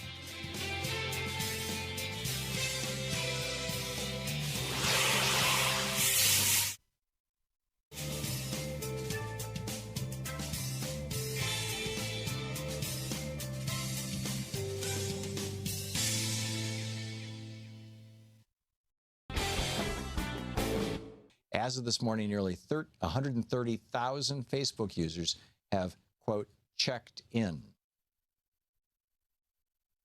So this is all over social media because people actually care, right? People want to know what's going on. White people too. But is it going to make it into the corporate media? Have you seen anything in the corporate media? I mean, occasionally there's a passing reference. Oh, those crazy Indians, they're talking about sacred land. We all know land isn't sacred. You pay property taxes on land. Land is property. Right? There's nothing alive there. Ancestors, what are you talking about? Come on. That's not our culture. See, this is the riff. I mean, this is a third of the book, The Last Hours of Ancient Sunlight, is where we say we are an inclusive country. Everybody's welcome. It's the great melting pot. Isn't that a wonderful thing? But there's really a subset message to that. I mean, that's the principal message, and that's the myth that we live out. But the fact of the matter is that if you want to be successful in this society, you need to learn to talk like a white person, to behave like a white person, to plug into the white power structure in this country. White privilege is real.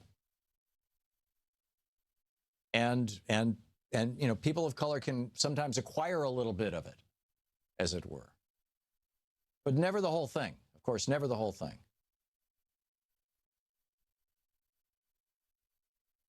So how much is the fact that the corporate media in the United States, which is virtually entirely white-controlled, virtually entirely, the vast majority of the producers are white, the vast majority of the reporters are white, the vast majority of the executives are white, the owners and the large stockholders are virtually all white. What kind of impact does that have on what kind of news gets covered? And how that news gets covered? Now, you ask minorities in this country, they'll tell you we've been noticing it for years and years. I remember back in the 60s, I played a Dick Gregory album, The Light Side, The Dark Side, four sides, back to back, the whole thing, when I was doing an all-night progressive rock show, and I got fired for it. The only time I've ever been fired. WVIC in Lansing, Michigan. And you've probably heard, I've told the story before, so I'm not going to repeat it. But one of the points that Dick Gregory made in that album, and over the years, I've gotten to know him. We've been to Europe together. We've been to Africa together. His son is my chiropractor. It's like he's a great guy. He lives here in D.C. now. He's been on this program, in fact, most recently, just 6 months ago or so. And he made the comment that the only images growing up as a young black man in St. Louis, Missouri, that the only images that he saw of black women were basically Aunt Jemima. And he made the joke, and I never wanted to have sex with Aunt Jemima, or words to that effect. And that was, back then, it was like the media was just like so clearly, so completely a white-controlled media, as it were. And it was of, by, and for essentially white people. People of color pretty much didn't exist in our media, except as character actors. And the characters, of course, were always bad guys, or stupid people, or buffoons. And, yes, that started to change with the primetime rule when you got independent production companies producing television programs in the 70s and 80s, and it started getting better in the 90s, and it's better today. You're seeing, more diversity on television, but it still doesn't reflect the diversity of America. And it doesn't even begin to reflect the people who were the original, any part of the lives of the people who were the original occupants of this continent. So I'm of the opinion that the reason that you're seeing no Standing Rock coverage, if you want to get Standing Rock coverage, you gotta tune in Amy Goodman or listen to this program, basically. The reason why is that it's not white people. Now, I know when I go off on these rants about white privilege, I get all these conservative callers telling me I'm nuts. Feel free. Convince me I'm wrong. I would love to be wrong about this.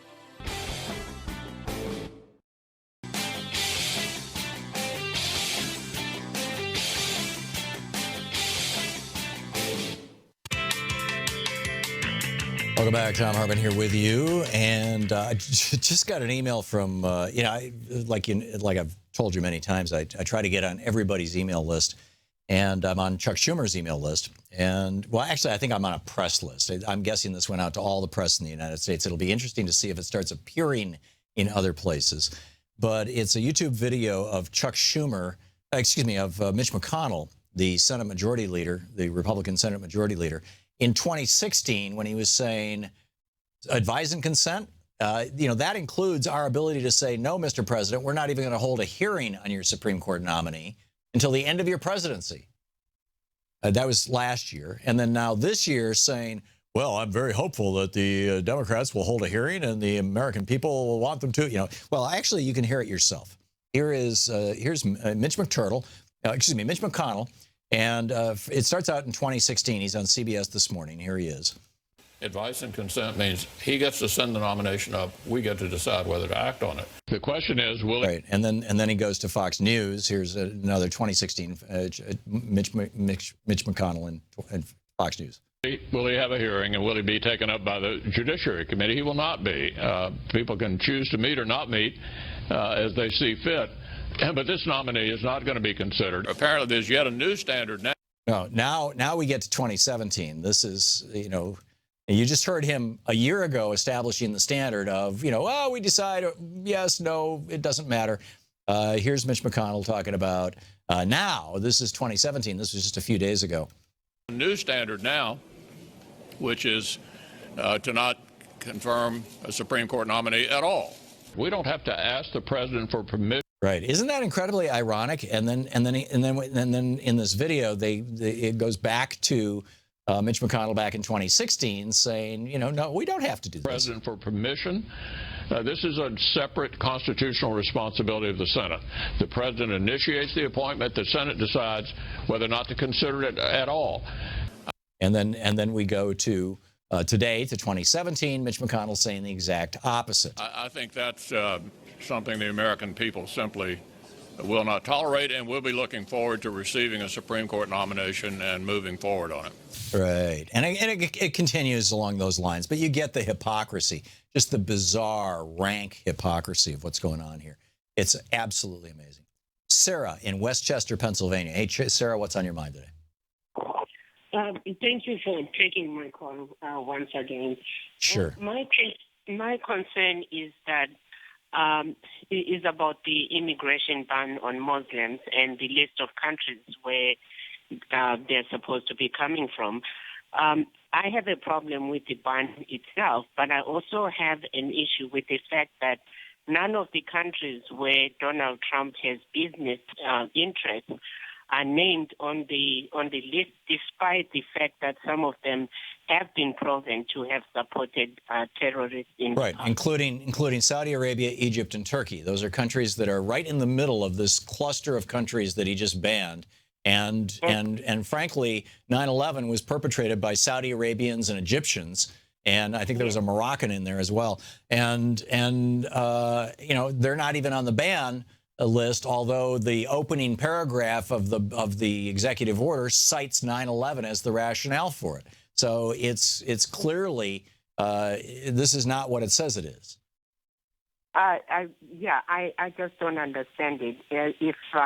If we are going to have a flat ban like that, then do it with everybody. And of course, I don't support it because it's completely wrong. It's immoral, unconstitutional, and it's not going to help in anything. Right. Yeah, I'm with you. Sarah, thank you very much for the call. Katie in Hamul, California. Hey, Katie, what's up? Yeah, hi, Tom. Just really quickly, you were going through the steps of Hitler, as you've done many times, in his rise. What I wonder is, I have a cousin who was born into a fundamentalist religious family, so she's sort of out there, and I have spent a lot of time with her, and they don't believe that the Earth is older than 6,000 years old, as we all know. Right. So their facts are nothing to them, and they're of course completely tuned in to Fox and everything. And I this is so just anathema. But I was just wondering, I mean, to everybody in the family, but she's very interesting about that. They mean nothing. So it's already like a quarter of the population of the U.S. doesn't believe that the Earth is older than 6,000 years old, or some astonishing figure. When Hitler was on his rise, or fascism of any kind, where did they have a block of people that were so fact averse that gave them a leg up on their road to conquest? And I'm just really curious about that, because the number here is so scary.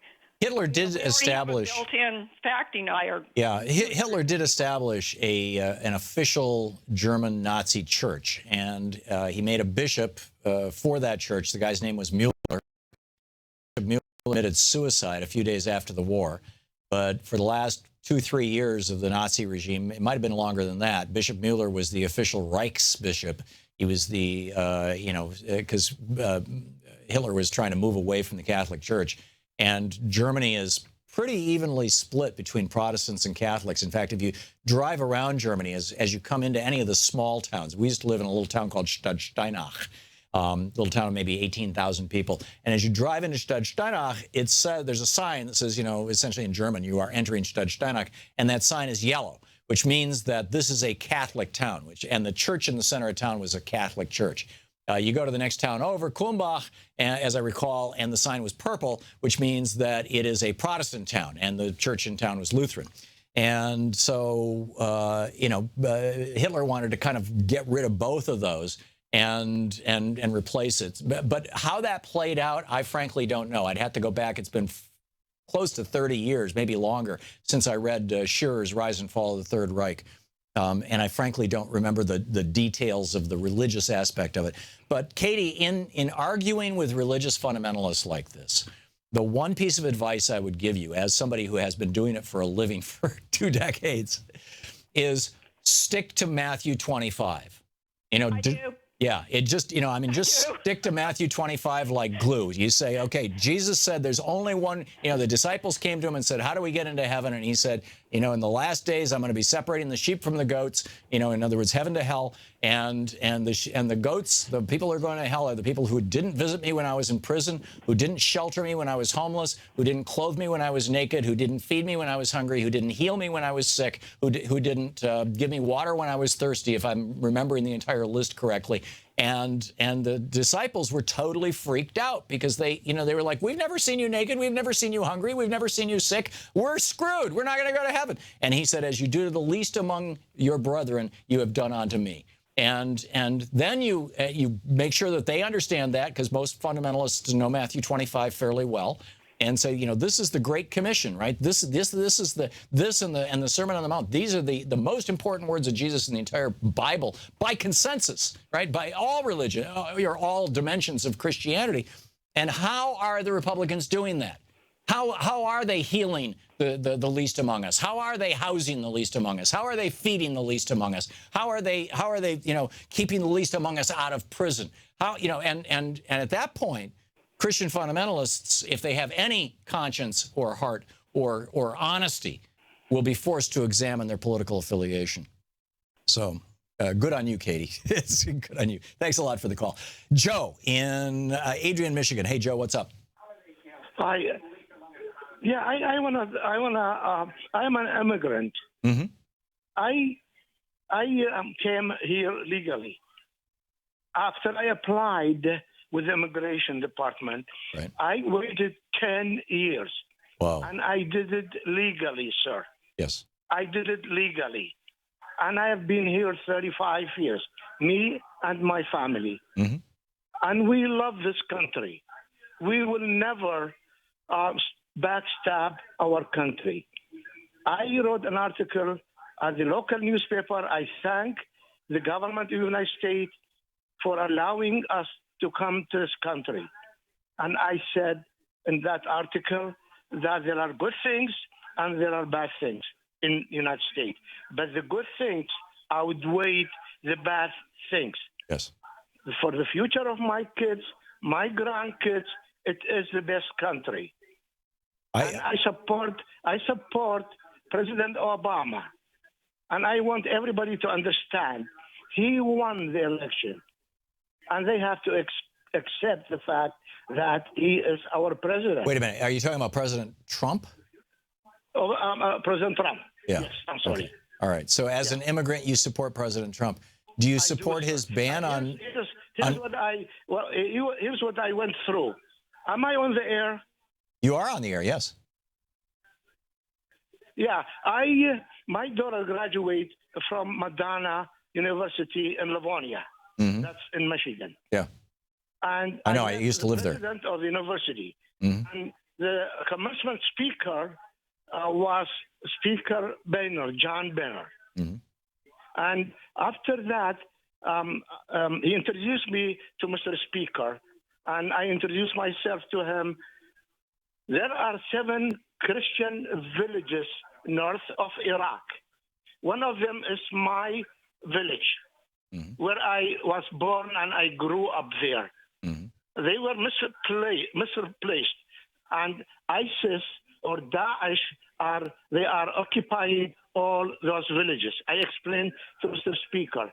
He told me that he tried to convince President Obama then, and he said I couldn't convince him. He wouldn't do anything to save those Christians, which have been prosecuted, which have been beheaded by ISIS.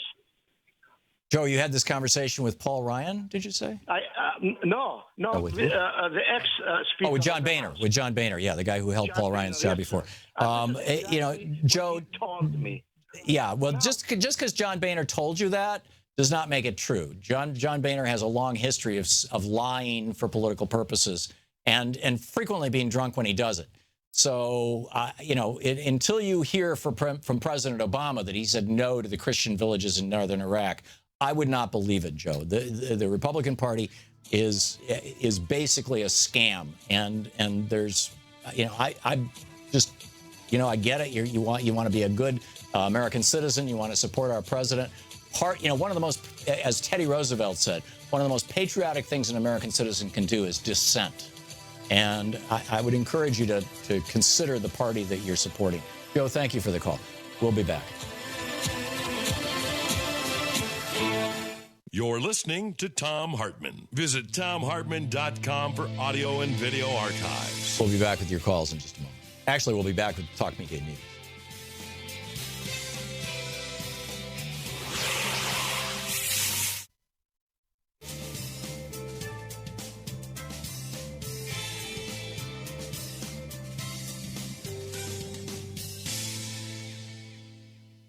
And welcome back. William in Millington, Michigan. Hey, William, thanks for watching Free Speech TV. What's up? Hi, Tom. I don't know, about an hour ago or so, you were talking about Standing Rock and the limited coverage. There's a channel called Viceland, and they have a new series called Rise about indigenous people. Mm-hmm. And the first 2 episodes were about Standing Rock, and you can also get those on YouTube. Oh, great. Great. So, I'll have to look for them. Info. Thank you, William. Right, thanks. Okay, that was it? Okay. Well, I could talk about other things. Maybe I'll call some other time. Okay. William, thanks a lot for the call. Thanks for the heads up. I appreciate it. Mike, watching Free Speech TV in Winter Garden, Florida. Hey, Mike, what's on your mind today? Good afternoon, Tom. Thanks for taking my call. On my mind is the United States of America and the children of the United States of America and the voters. Now, there's 2 parties in this country, which makes it a dual dictatorship, the Democrats and the Republicans, neither who speak the truth, neither They all both do things for their own self-interest and make themselves wealthier because they are controlled by money. They're told what to do by money. Now, you had a man by the name of Sanders running, Bernie Sanders, and he was speaking some truths. And he was telling people, we can do these things and we can change things. We can get free education. We can do, but they don't even want to hear anything with social or public in it, because that's what capitalism is about. Social or public is like hell to a preacher. Yeah, Mike, you're saying you're blaming you're blaming the Democratic Party as well as the Republican Party for this. The Democratic Party right now is at a real crossroads because, Mike, listen, the Democratic Party is at a real crossroads right now because they're trying to decide whether they're going to go with a Clinton loyalist, Tom Perez, or whether they're going to go with a Bernie loyalist, a guy who is the chair of the House Progressive Caucus, Keith Ellison, as the leader of the party. And if Keith Ellison ends up the leader of the party, in my opinion, the Democratic Party is going to become the Bernie Party. And that will be a good thing, and they'll start winning elections again.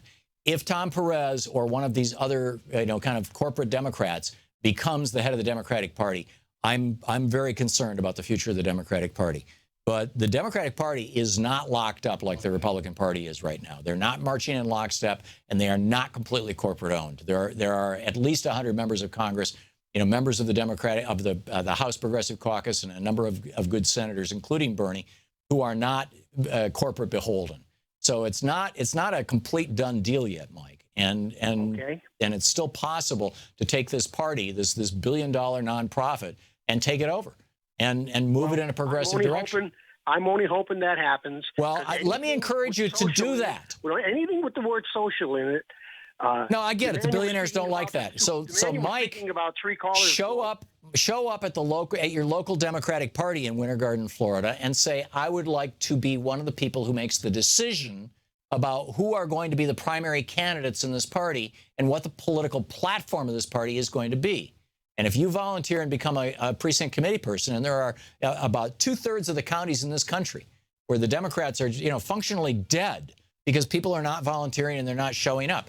If you check it out in Winter Garden, you could be the guy, Mike, who changes the Democratic Party, at least locally. And those local changes echo up to the national level. So let me encourage you to get involved. Mike, thanks for the call. We'll be back.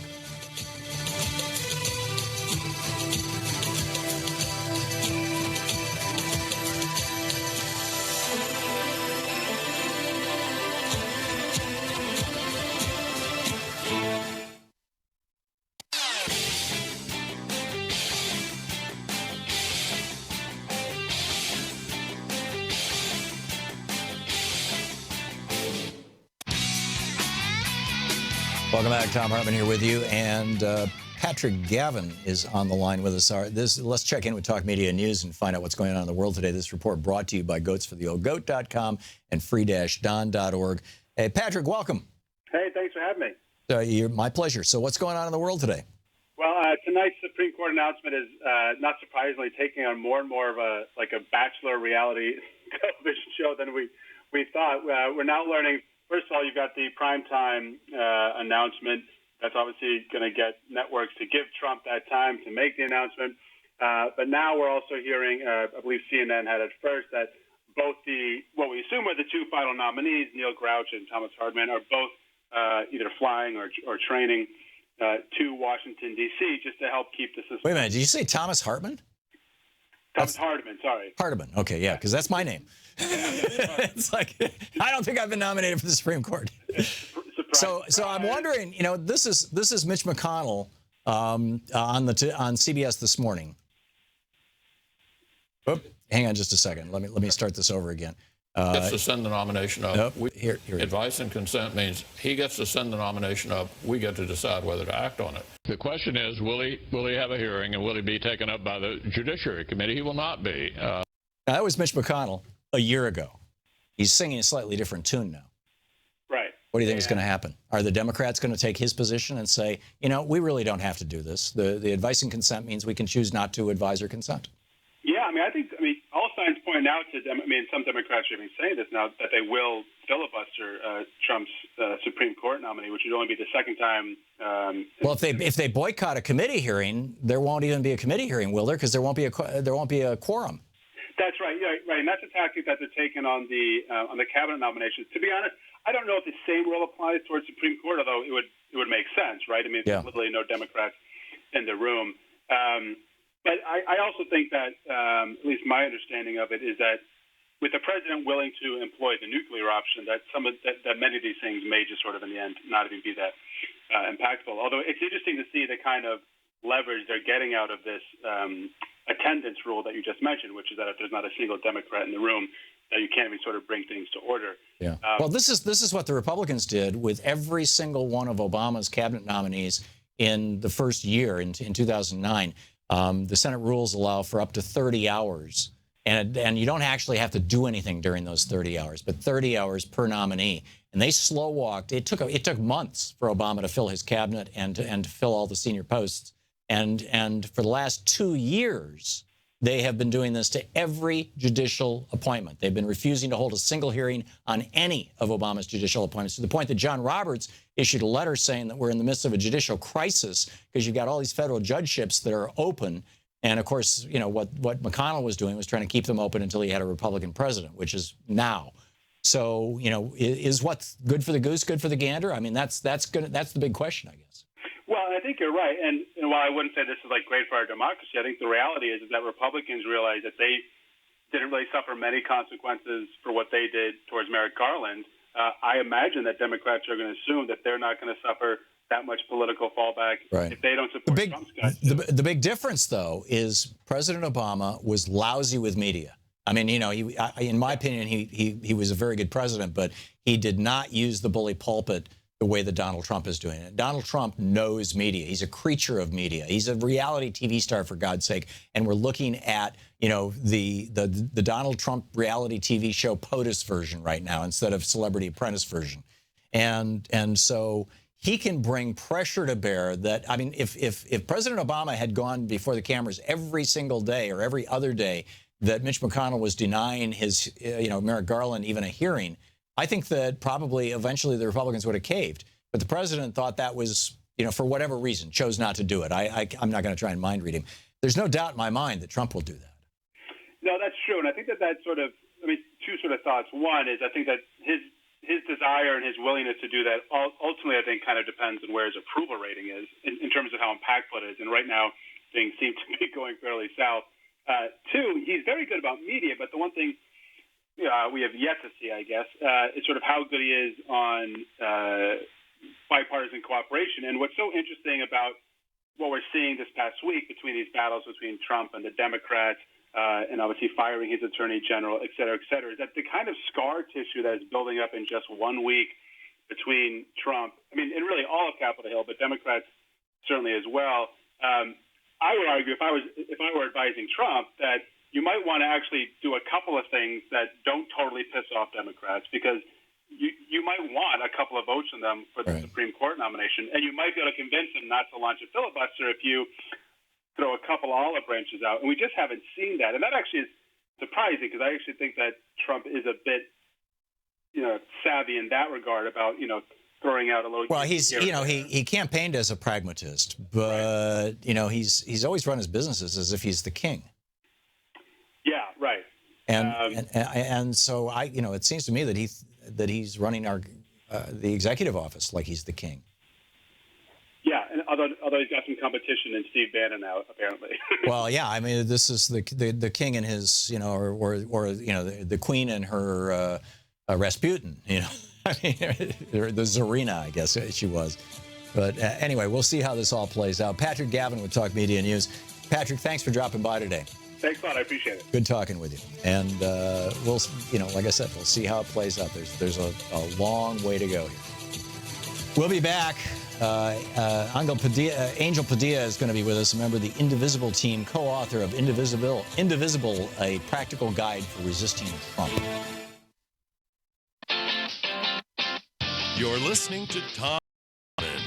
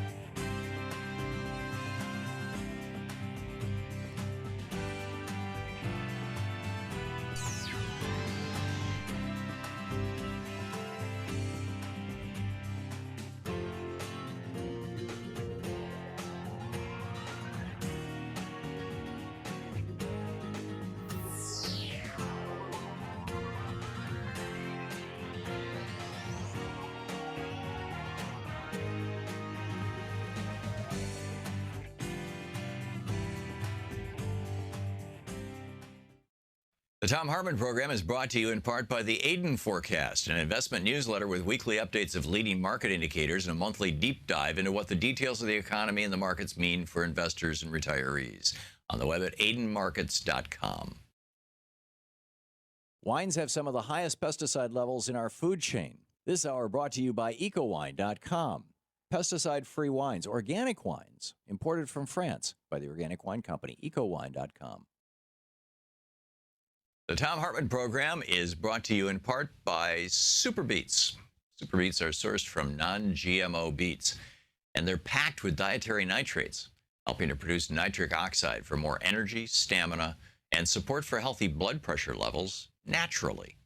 For more information, call 800-223-8242 or visit freespeechbeets.com.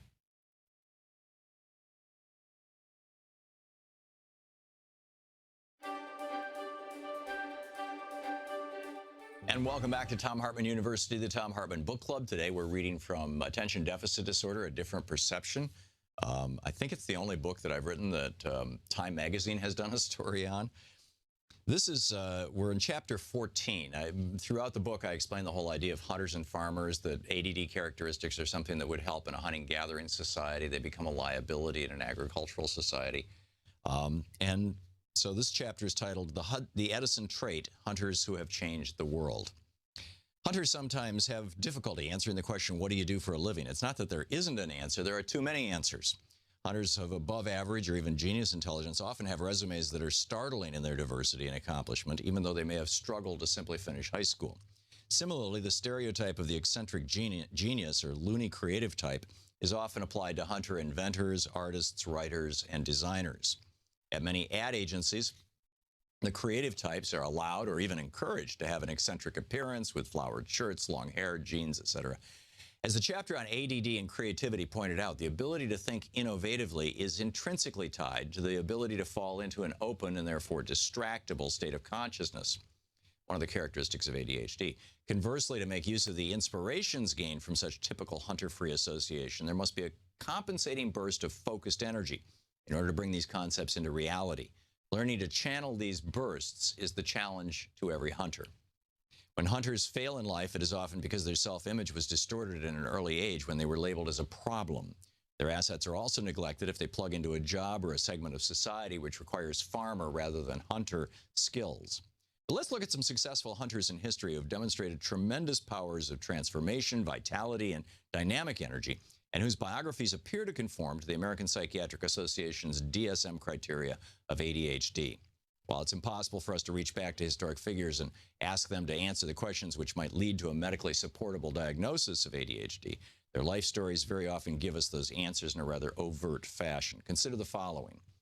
The life of Thomas Alva Edison has been an inspiration to hunter boys for nearly a century. Born in the Midwest before the Civil War, Edison wrote, quote, I remember I used never to be able to get along at school. I was always at the foot of the class. I used to feel that the teachers did not sympathize with me and that my father thought I was stupid. Edison complained about the distractions of the other children in his school and the fact that learning was abstract and not real. To be able to actually do something, to test a theory or discover a fact through experience, he wrote in his diary, quote, for one instant was better than learning about something he had never seen for 2 hours, end quote. Believing her son had potential, Edison's mother took over his schooling. Instead of requiring her son to learn a particular curriculum by rote, she instead encouraged him to explore things he found interesting. He soon became a voracious reader and consumed a huge body of knowledge at a wide variety of subjects. Edison left home at the age of 12 and started a long procession of short-lived jobs. The year he was 17, he held 4 different jobs, being fired from each one because of his inattentiveness to the duties or routine of the job. When he was 15, he had a job as a railroad signalman during the night and had to clock in via telegraph every hour. He was fired when his superiors learned that his punctual check-in signal was actually transmitted by a simple invention he'd created from an alarm clock, which would send the Morse code signal on the hour. That invention led to his developing the first automatic telegraph and then the first stock ticker, although he held a dozen more jobs before he received $40,000 for his stock ticker at age 21 and was able to use that money to establish a laboratory where he could devote himself to inventing. Being a classic hunter, Edison usually worked on many projects at the same time. In the year of 1877, for example, we now know that he had more than 40 inventions in process in his laboratory concurrently. He kept his own hours, often working through the night. When he became bored or saturated with one invention, he would quickly hop to another. Edison credited his inability to stick to one task for a long time as being the power of his creative efforts. He wrote, quote, he said, quote, look, I start here with the intention of going there, drawing an imaginary line, in an experiment, say, to increase the speed of the Atlantic cable. But when I've arrived part of the way in my straight line, I meet with a phenomena, and it leads me off in another direction to something totally unexpected, end of quote. Thomas Edison transformed the 20th century with his invention of the electric light bulb, the central power generating station, the phonograph, the flexible celluloid film and movie projector, the alkaline storage battery, and the microphone, merely a few of the more than 1,000 major patents he registered before his death in 1931. Benjamin Franklin flunked out of George Brownell's academy after only 2 years of formal education. It was said that he was slow at doing sums, math, and he utterly failed in arithmetic. His teacher complained that he would never pay attention to his lessons. He spent 2 years as an apprentice candlemaker to his father, but his father's frustrations with young Ben were legion. The boy was always slipping off to explore the town, the salt marshes, and the incoming ships.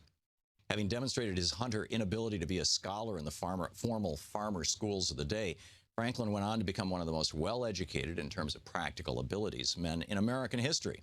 Although he couldn't stick with a single job, Franklin is now celebrated for his accomplishments in dozens of roles. He was a printer, moralist, civic leader, essayist, inventor, scientist, diplomat, publisher, statesman, postmaster, candlemaker, mechanic, and philosopher, among others. His impulsive streak, which was partially responsible for the creation of the United States of America, showed itself early when, at the age of 16, he wrote several articles for the Courant, a Boston newspaper making fun of Boston's authorities and society figures. Anyhow, the book is Attention Deficit Disorder, A Different Perception.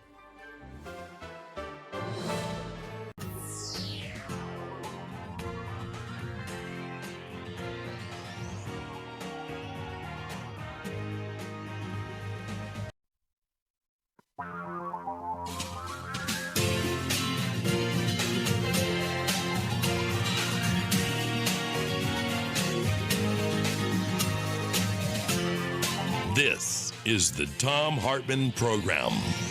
And welcome back. Thom Hartmann here with you. And I'm really pleased to have back in the studio with me Angel Padilla, who is the a member of the Indivisible team. He's the co-author of Indivisible, a practical guide for resisting Trump. The website, of course, is indivisible indivisibleguide.com or indivisible.us, right? No, Indivisible Guide. Oh, just indivisibleguide.com. Thank you. I'm sorry. If you forget that I said that. No worries. So Angel, what are you guys up to right now? What's going on? It's been an amazing last basically 6 weeks, right? Went from a Google Doc to now, a functioning website with. Actually, if for people who didn't hear you the last time you were on the show, maybe we should spend a minute or two just rebooting exactly what Indivisible is and how you guys got here. So basically, after the election, there was a group of us who had some experience in Congress, and we thought, okay, what do we do now? We went through the stages of grief, and then we said, okay, we can do something about this. So we put together a document basically laying out what you can do as a constituent to stop the Trump agenda. Mm-hmm. And so we put a document together, a 26-page document on Google Docs. Went viral. People couldn't download it. It was so busy. The website was turning people away. And through all that attention, we managed to get a website with a bunch of volunteers. Over 70 volunteers now work with us who work in, before going to work and when they get home and on the weekends. So we have a fully functional website with a directory, which is probably the most important thing for your viewers. That has information about local groups near you. So you can put in your zip code and it'll tell you where there's a group near you that you can connect with. An indivisible group. Yes. This is indivisibleguide.com. Yes. And you can, by the way, you can tweet Angel at it would be spelled Angel, Angel, RAF, Padilla, Padilla is your Twitter, and then or at Indivisible Team. So back to where we're at now, Angel. Yeah. So it's been great. So we have now 4,000 groups, over 4,000 groups that have registered around the country. We are in every congressional district in the country. Over 1 million people have downloaded our guide. And we have close to 200,000 people on our mailing list. So a huge group of people that are really passionate and active and ready to oppose the Trump agenda. This is in the last 4 weeks? Yeah, 5-6 weeks. Yeah. Wow. Yeah, it went viral, and really it just speaks to this need that people have, right? They want to do something. They see the destructive force of this new president, and they want to do something about it. Now, you and your colleagues all worked on Capitol Hill. You were staffers to members of Congress, presumably Democratic members of Congress. I have been strongly encouraging people for the 14, 15 years we've been doing this show to show up at their local Democratic Party, volunteer to be a precinct committee person. They're the people who pick the primary candidates. They're the people who write the platforms. They're the ones who control the party. I was talking with Larry Cohen a couple of days ago, who's the CEO of OurRevolution.com, that came out of the Bernie campaign. Colleagues of yours, I guess, or, kind of doing similar stuff. And he made the point that there's over 3,000 counties in the United States, and in about 2,000 of them, basically there's no Democratic presence. The Democratic Party very often doesn't even field candidates. I mean, this has to change. Yeah, I know. And what we've seen are people in every corner of this country who are active, and they are engaged and mobilized. A lot of these groups were already meeting, but now they have, I think, hopefully a better target and better resources to really do something about trying to change those, the politics, right? Our approach, though, is the federal side, right? I mean, there are a ton of things that you can do locally, and we want to encourage all that from happening. But we think that this president can't do anything without working with Congress. And if we can get to Congress, then we can stop him. And that's what we want to see. He's done a lot with executive orders. He has, and it's unfortunate. A lot of those, there's already been a legal challenge to the one on Friday. There are a lot of really good groups out there, like the ACLU, like the National Immigration Law Center, that are working to try to stop some of these executive orders. But we also think that Congress can do it too, right? There's so many senators and members who haven't said anything about the executive order from Friday, for example. That's unacceptable. They should. You're talking the Muslim ban. The Muslim ban, yeah. So at this point, it's not acceptable to not have a position on this. You're either for it or you're against it. We think every member should be against it, and that's why we had a call to action yesterday. And what we're asking groups to do is to talk to their members and say to the representatives and say, you know what, no justice, no bills. We want to shut down the Senate until the only bill that should come out of the Senate right now is a bill to lift the Muslim ban. And that's the kind of power we want to see, right? He can't do anything. He can only get away with stuff if Congress lets him. Wow, that's powerful stuff. So one of the things that a number of people have called into the program complaining about the fact that they try to reach their members of Congress and they get busy signals, they get recordings. It's like over the last couple of weeks, this is a trick that Republicans have been doing for, the better part of the last at least 4 or 5 years, where they just basically say, I don't want to hear any feedback. I'm not going to do meetings in my district. They're so gerrymandered. They don't give a rat's ass. They don't care. Yeah. But now increasingly some Democrats are becoming less available, particularly some of the more conservative Democrats like Joe Manchin and stuff. Sure. So what do you do?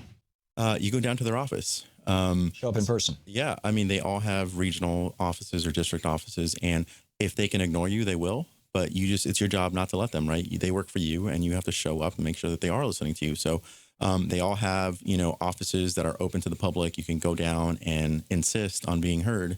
And if they don't want to listen to you, then record it and put it online. Shame them, right? This is unacceptable that your member of Congress wants to ignore you. Right. Where do we go next? You said the first priority is to say nothing comes out of the Senate until the executive order, barring immigrants and refugees from these 7 countries, has been overturned essentially by Congress. What's next? Well, there's the next in-district work period is the week of February 20th. And, members of Congress usually have these weeks where they have events in the district, and it's a time for them to actually go and do work locally. That's when we're hoping that all the groups will mobilize and go down and speak to their member and tell them. This is 3 weeks from now. Yeah, and this is what this week is for. It's an in-district work period. They're supposed to be down in the district working and meeting with constituents, and that's when we hope these groups will go out and tell their members what they think. And it might be the Muslim ban, it might be ACA related, it might be environmental. It's basically stop the destruction of our country and stop the Trump agenda. The message to their members is, you represent us, not the Trump office. Right. What about corporate power? I mean, we've got Democrats who voted, who there was a great piece of legislation actually that had a few Republicans going, with it to say more libertarian Republicans, but to say that we should be able to import pharmaceuticals from Canada. They're half the price of American pharmaceuticals. They're the exact same drugs. They're made by the exact same companies. In many cases, they're manufactured in the United States. Yeah.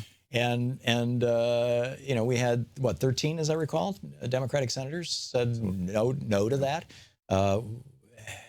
This isn't that. That's not taking on Trump. That's taking on corporate America. Sure. That's taking on Citizens United.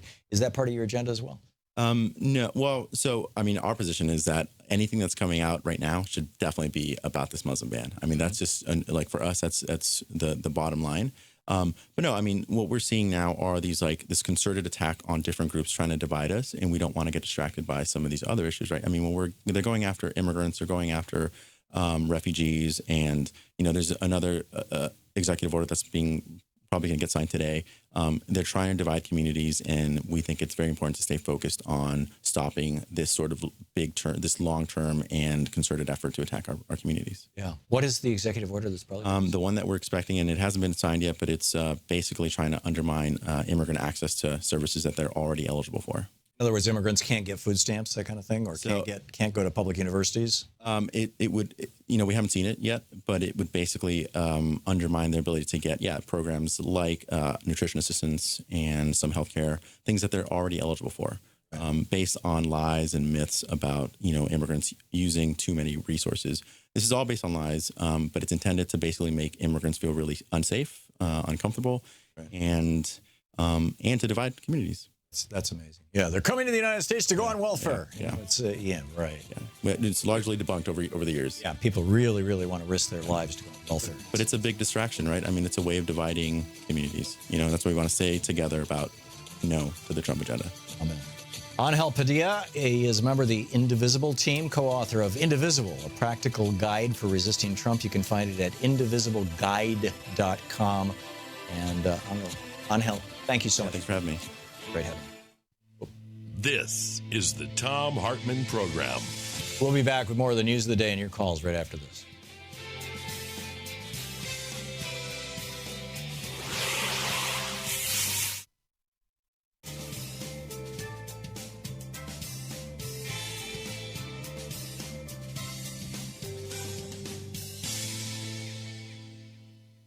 And welcome back, Pierre in Ramona, California. Hey, Pierre, thanks for watching Free Speech TV. What's on your mind today? Yeah, hi, Tom. I was. You were just talking about going seeing your congressman and all that, and I'm just literally coming back from trying to find Duncan Hunter Jr.'s office, and we were going to have a little demonstration there, and it took me an hour to find his place. It's amazing where he is tucked away in this shabby little industrial place in El Cajon, and I've been looking all over for him, and I finally found him between an Asian massage parlor and a hookah lounge. It's like, where? No wonder nobody can approach this guy. He's smart, He says, I'm getting out of here. I'm going to hide somewhere where nobody wants to come and see me. But it is in the phone book. It's not like he's literally hiding. It's just that he put it in a part of town that most people don't want to go to. Tom, I was using GPS, man, and this thing was spinning around and had me going behind J.C. Penney's and then all of a sudden I go off into this industrial place where, people are burning trash, out in the street, and I'm just this is where my congressman is. He wasn't even visible at all. So that's amazing. And I wasn't surprised that when I got there. Duncan Hunter's a Republican. Surprise, surprise. So what happened when you got there, Pierre? Just closed down. One person in there, behind a little teller like cage, and it's like, oh, now the congressman's not in. And I left him my usual message that I want to have him, and so do other people in our district, want to have him to hold a face-to-face town hall meeting. See, he usually does it by phone, or he'll go to this VFW that I belong to, and meet with a couple of the good old boys and call a reporter over there that take a picture for a photo op. Right. And then I find out, well, he's been here. I mean, he didn't let anybody know that.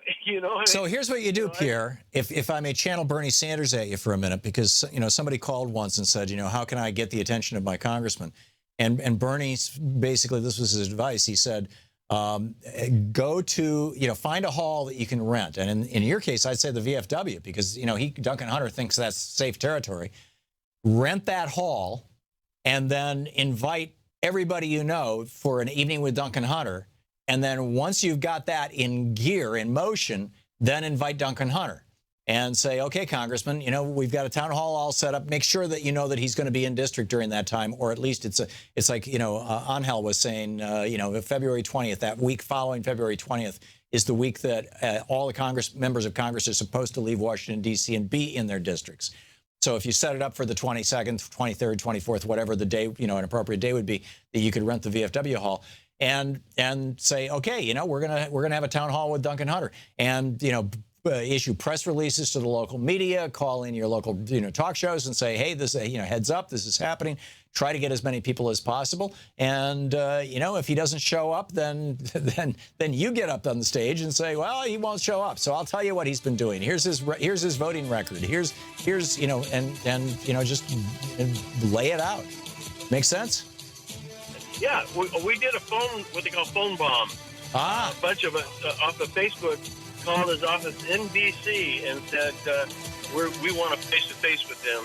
That's great. Pierre, we're out of time, but good on you. Keep it up, and let us know how it works out. Thanks.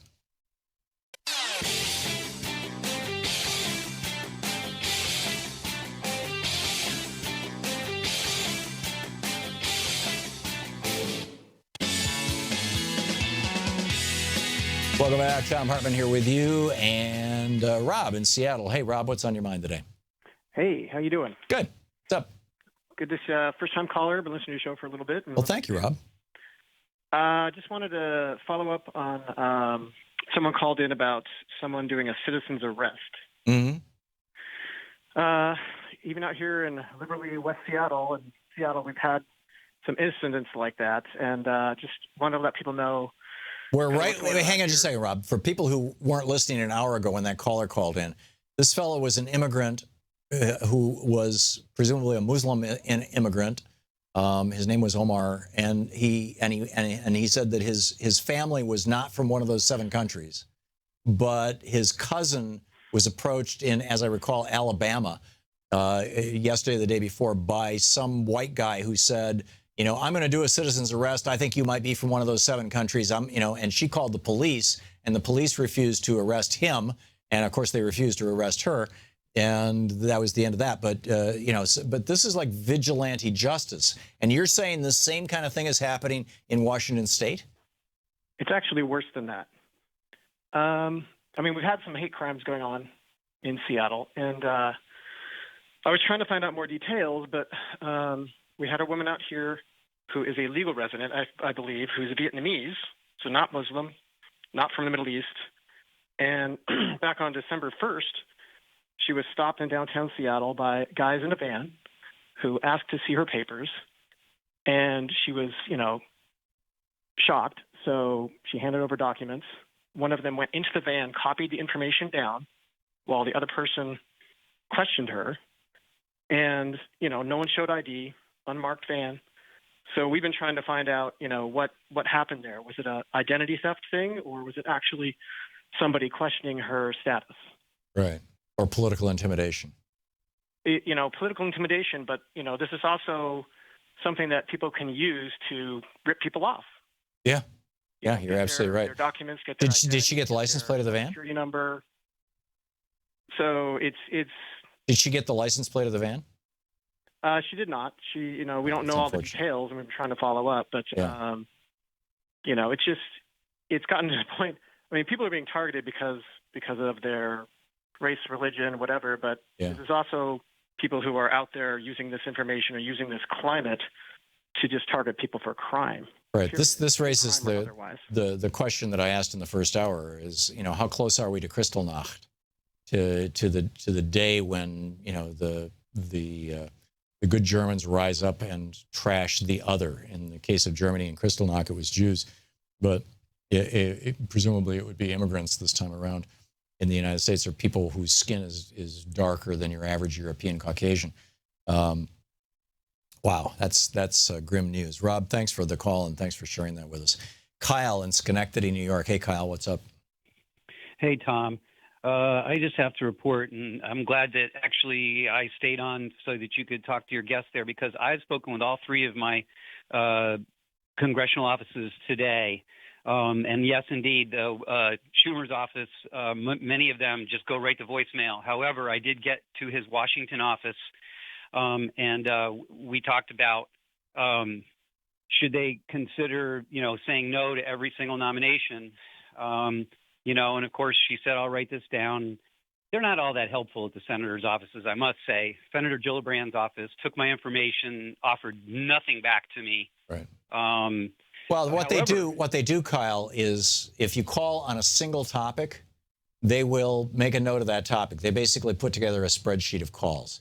And this is the big mistake that people make, is they call up and they've got 4 topics. And those calls very often get ignored. But if you call and you're respectful and you're brief and you say, I have, here's the issue that I'm calling about, you can call back, an hour later with another topic. But if you call and do that and do it that way, you get a check mark on the spreadsheet. And basically, it's essentially a vote that is tallied by your member of Congress.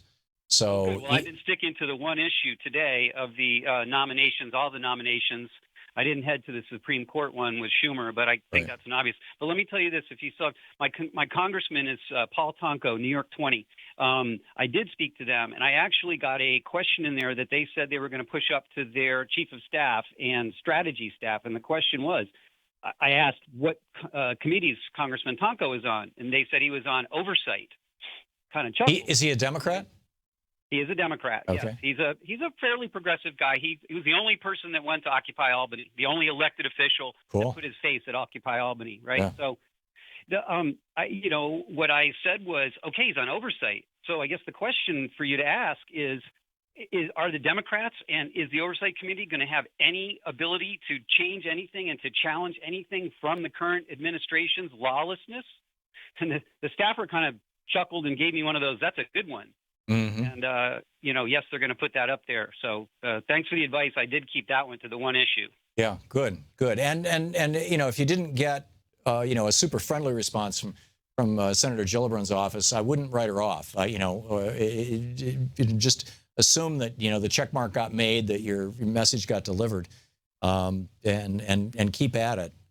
I'm wondering at what level we need to really start doing this at the state level, too, where you need to be calling your state house in Buffalo and whoever represents you at the state level and saying, we need to resist all the way up and all the way down. The Koch brothers have funded two giant organizations that are taking over. One's taking over state capitals, the other's taking over cities and counties.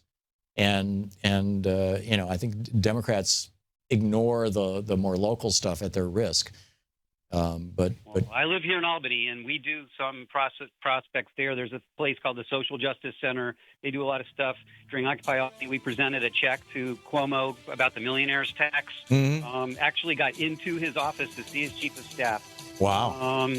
But I do not hope he runs in 2020. I would not support him as a Democrat. Yeah, I'm ambivalent about Mr. Cuomo also.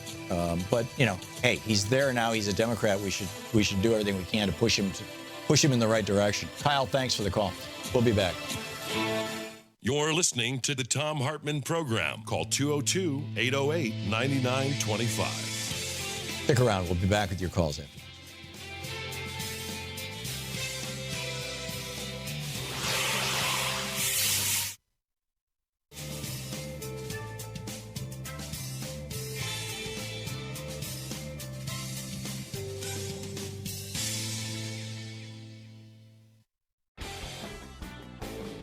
Is they argue that, globalism lifts other people from other parts of the world out of poverty in a sense. Like, if I own a business, why can't I set up shop somewhere in China or Cambodia or someplace like that and take somebody, or India, or take somebody who is making, 10 cents a day to making, $10 a day?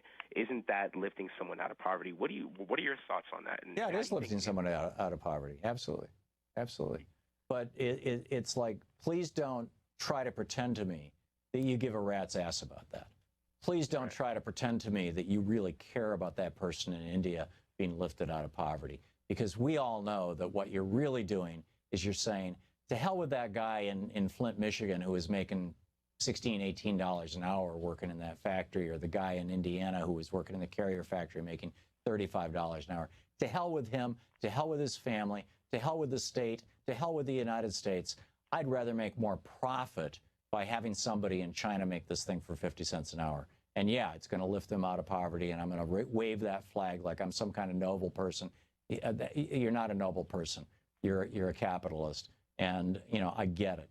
And frankly, if business people in this country will not behave in a way that benefits this country, we need to have rules that incentivize them to. And we historically did. We didn't, we've never said, and I'm not advocating that we should say, you can't, have something manufactured in China or India or something like that. We've never said that. Instead, what we said, and we were quite clear about it, and literally from 1793 until the 1980s, what we said is if there's $1 worth of labor in a pair of shoes made in Connecticut, and you want to make those shoes in Mexico where it's 50 cents worth of labor, or in China where it's 20 cents worth of labor, then when those shoes get imported from Mexico, there's a 50-cent tariff at the border, so that it's still going to cost you $1 to make the shoes. If you bring them in from China, there's going to be an 80-cent tariff at the border, so it still costs you $1 to make the shoes. So you might as well just make the shoes here in the United States. In other words, we define the rules of the game the same way you define the rules of a football game. You say you can't just go up and punch somebody in the kidneys, right? I mean, It might be a great way to win a football game, take out the quarterback, but we're not going to let you do that because it's not in the best interest of the sport. It's not in the best interest of the team. It's not in the best interest of the audience. It's just not in anybody's best interest except that one selfish son of a bitch who's, pardon my phrasing, SOB, who punched the guy in the kidneys. You get it? And basically what these people are saying is, I'm going to punch my country in the kidneys. I'm going to punch a family in the kidneys in the United States. And I'm going to pretend that I'm doing it for some noble reason because I really care about this poor family in China. Let China worry about poor families in China. That's why they have a government. That's, our government should be worrying about poor families in the United States. We've got cities that have been hollowed out. We've got rural areas, for that matter, that have been hollowed out by the loss of manufacturing in this country. And the two rationales that are most commonly put forward are the one that you and I just discussed, Michael, and then the second one is, oh, manufacturing is crappy work anyway. We really don't want manufacturing here. Who wants to stand in an assembly line putting a bolt on a screw all day long for $35 an hour? Right. Nobody wants to do that. That's degrading work. Well, excuse me. I grew up in an era where people worked in factories. Half my, probably 3/4 of my friends' parents worked at Oldsmobile in the factory. My dad worked in a tool and die shop. There's nothing wrong with manual labor. In fact, manual, and I did a fair amount of it myself. I mean, working my way through college, I didn't complete college either, but I didn't work in an assembly line. But, I worked in a gas station. I was changing tires. I was doing brakes. I was pumping gas. I worked in a Bob's Big Boy restaurant as a cook and as a dishwasher. There's nothing wrong with that kind of labor. There's absolutely nothing wrong with it. It just needs, there's dignity in labor. There just needs to be reasonable pay. And as long as laborers in the United States are competing with labor from outside the United States that's a fraction of the price, David Ricardo laid this out in a paper called On Labor back in 1819. As long as the available supply of labor exceeds the demand, the price of labor falls. Do you think we'll be able to sustain a manufacturing-based economy into the future? Of course. China's doing it right now. Japan's doing it right now. Germany's doing it right now. Half of Germany's economy is manufacturing. They're one of the most advanced manufacturing economies in the world. Why? Because they protect their exports. It's very difficult if you live in Germany to import things from outside that country. Things of consequence. And, and it's very easy for manufacturers in Germany to sell things in Germany. And the way they do it, they used to do it with tariffs. When I lived there in the 80s, they did it with tariffs. I wrote a novel based on this about a guy trying to get around tariffs. I'm very, very familiar with it. But, you know, when they joined the World Trade Organization, they changed that to using VAT taxes. So now, you know, if you want to export something from Germany, they discount it by 17%, which was the VAT tax that's only supposed to be charged to Germans. And if you want to import a car into Germany, a made in America car, they add 17% VAT tax to the import price. So, you know, we're back to the how much does it cost to make those shoes in Connecticut kind of thing. And every country, every developed country in the world is using VAT taxes like tariffs, except us.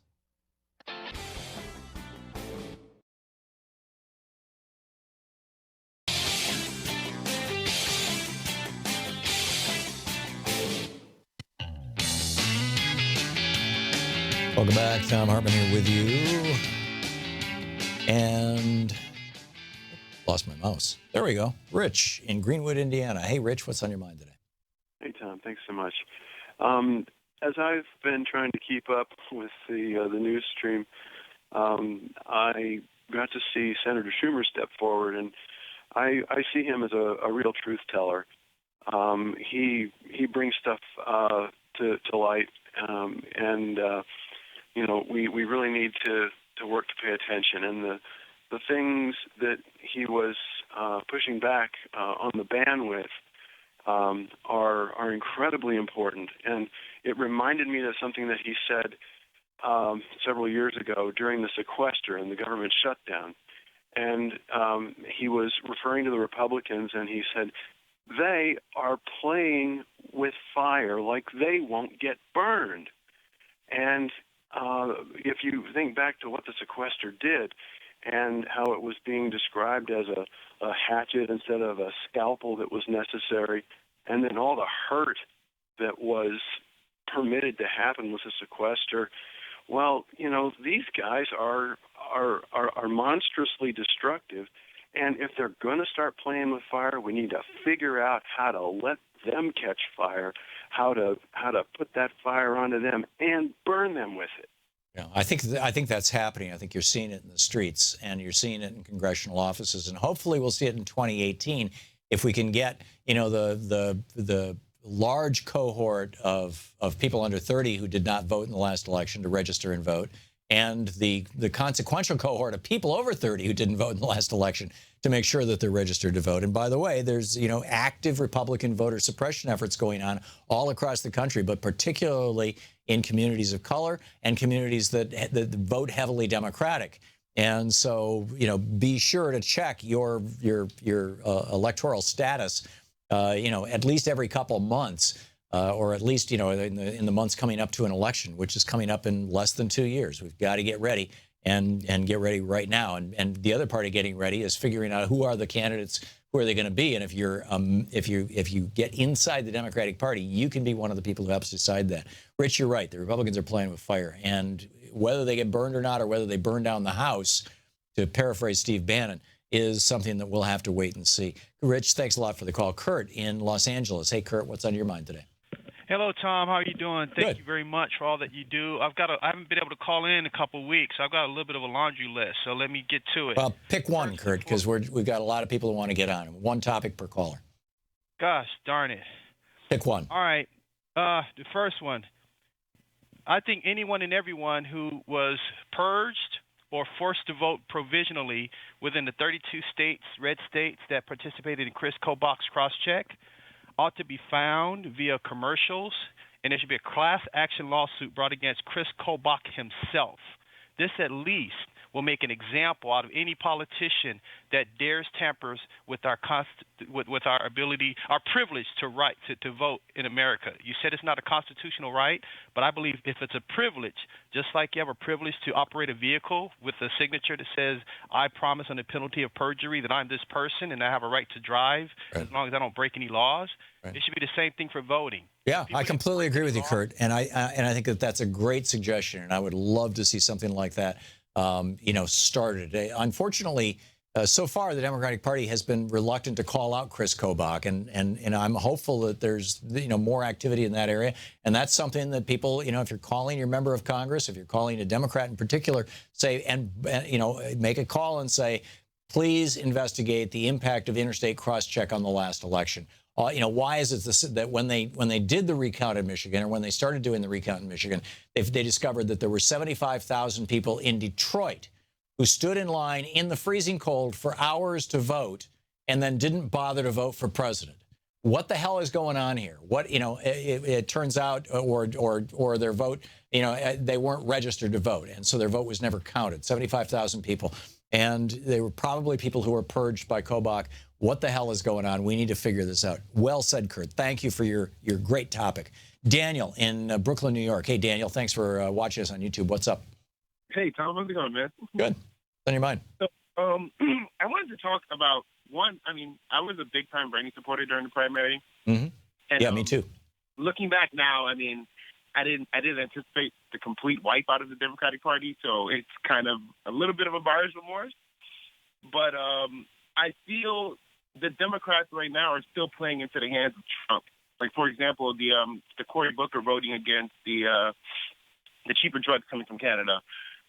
That had nothing to do with Trump. That was because, Cory Booker lives in New Jersey, and there's a bunch of big pharmaceutical companies there, and they're big supporters of his. So he was basically doing the work of his campaign donors.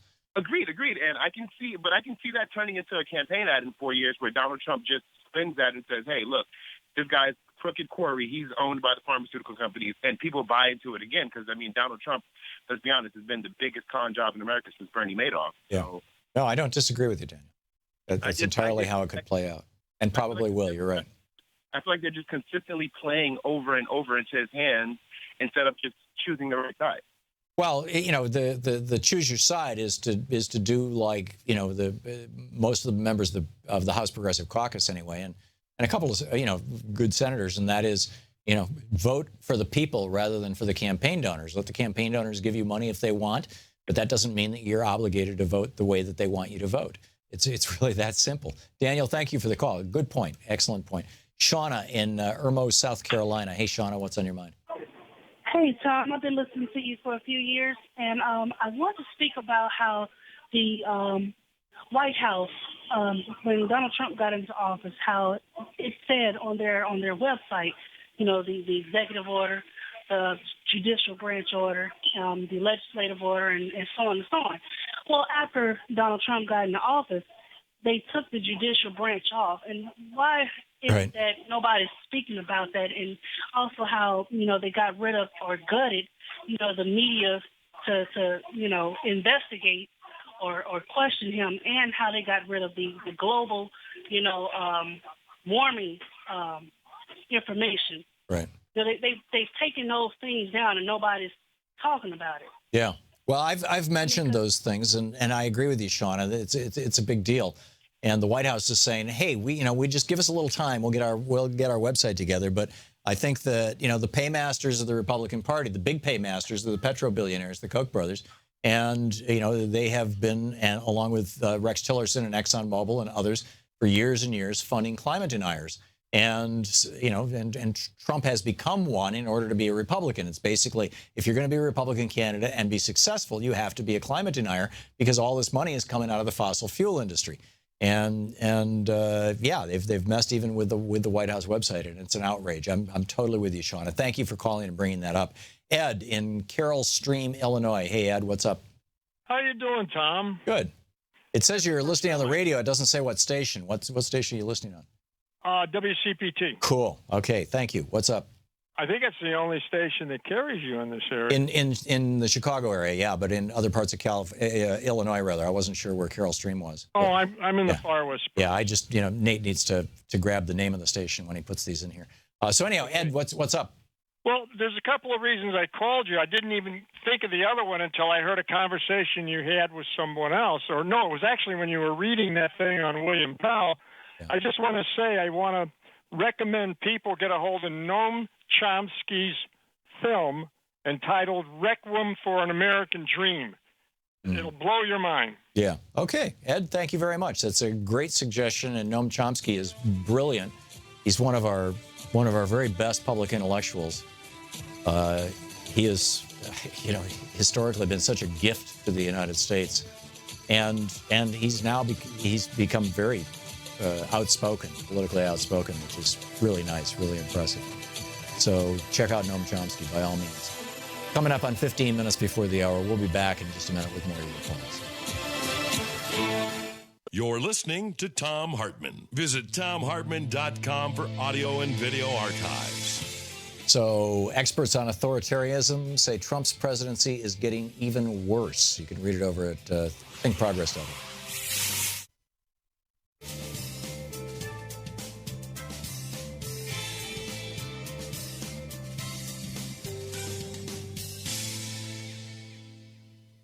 And welcome back. Roberts in Akron, Ohio, watching us on YouTube. Hey, Roberts, what's up? How you doing today? Good. Is it Roberts with an S? Robert, just Robert. Oh, Robert. Okay, great. What's on your mind? Yeah, so you were talking earlier about the ridiculousness of 6 corporations controlling most of the media, and I couldn't agree more with you. My question is, how do you feel about the Telecommunications Act of 1996, which, to the best of my knowledge, is what largely makes it possible for just 6 corporations to control all of that media? Do you think it should be repealed? It, quite frankly, seems like it doesn't need to exist, in my opinion. I do, or at least the ownership provisions of it. There were a number of things. I mean, it basically updated what I think was the Telecommunications Act of 1924 and then 1938. There were a series of them, and it was like an update. And there were some good things in there that had to do with, HD digital radio and things like that. I mean, authorizing channel splitting and stuff. There was a bunch of stuff that actually needed to get done, and it got done in the Telecommunications Act of 1996. But the big giveaway in exchange for getting those things done was, basically loosening ownership rules to the point of absurdity. And in my opinion, Clinton should have vetoed it. He never should have signed that. I agree with you. Well, that's what I wanted to ask. You have a great day, Tom. Yeah, and I'm hopeful that somebody will start. If the Democrats ever get control in D.C. again, and if for the way things are going right now, either we're going to slide into a full blown, into full blown fascism, or there's going to be a flip in 3 years from now, 3.5 years from now. And if the Democrats get back into power, that should be one of their first loci of attention. Robert, thanks a lot for the call. Gwendolyn in Rialto, California, watching on Free Speech. Hey, Gwendolyn, what's on your mind today? Oh, yes. Hi, Tom. Thank you so much for taking my call. First, I want to also give a pitch for Super Beats because I did try it. It lowered my blood pressure. And so I'm not on blood pressure pills anymore. But wow. Of course, you got amazing. to do it properly, though. Yeah. With your doctor. Don't go off your meds without talking to your doc. But yeah, I've noticed when I take Super Beats, my blood pressure goes down too. So what's up, Gwendolyn? Yeah, it's great. But what I wanted to ask you, do you know anything about the history of Donald Trump's father and how he was tied with the Ku Klux Klan, and also what kind of relationship Donald Trump had with his dad in that era, in terms of how he reacted to his dad being part of the Ku Klux? Do you know anything about that? All I know, Gwendolyn, I haven't seen any definitive biographies of Trump. There may be one or two out there, but I'm guessing he's suing their authors and they're publishing, and everybody's afraid to publish it. But what I have read in, various news articles over the years and things is that Fred Trump was a racist, that he was arrested in a KKK riot in Brooklyn, that he and Donald, his son, when Donald, and Fred, sent Donald off to military school. Apparently he was a troubled child. And but when he became a young adult, Fred brought him into the business. And apparently, if my recollection is correct, both of them are sued by the federal government for refusing to vote, or refusing to rent to people of color. And I'm pretty sure that that's just basically part of the historical record. But in terms of whether they were tighter with the Klan than that, I don't honestly know. And I suspect that the people who do know are worried about lawsuits and everything else. Gwendolyn, thanks for the call. And thanks for watching Free Speech TV. We'll be right back.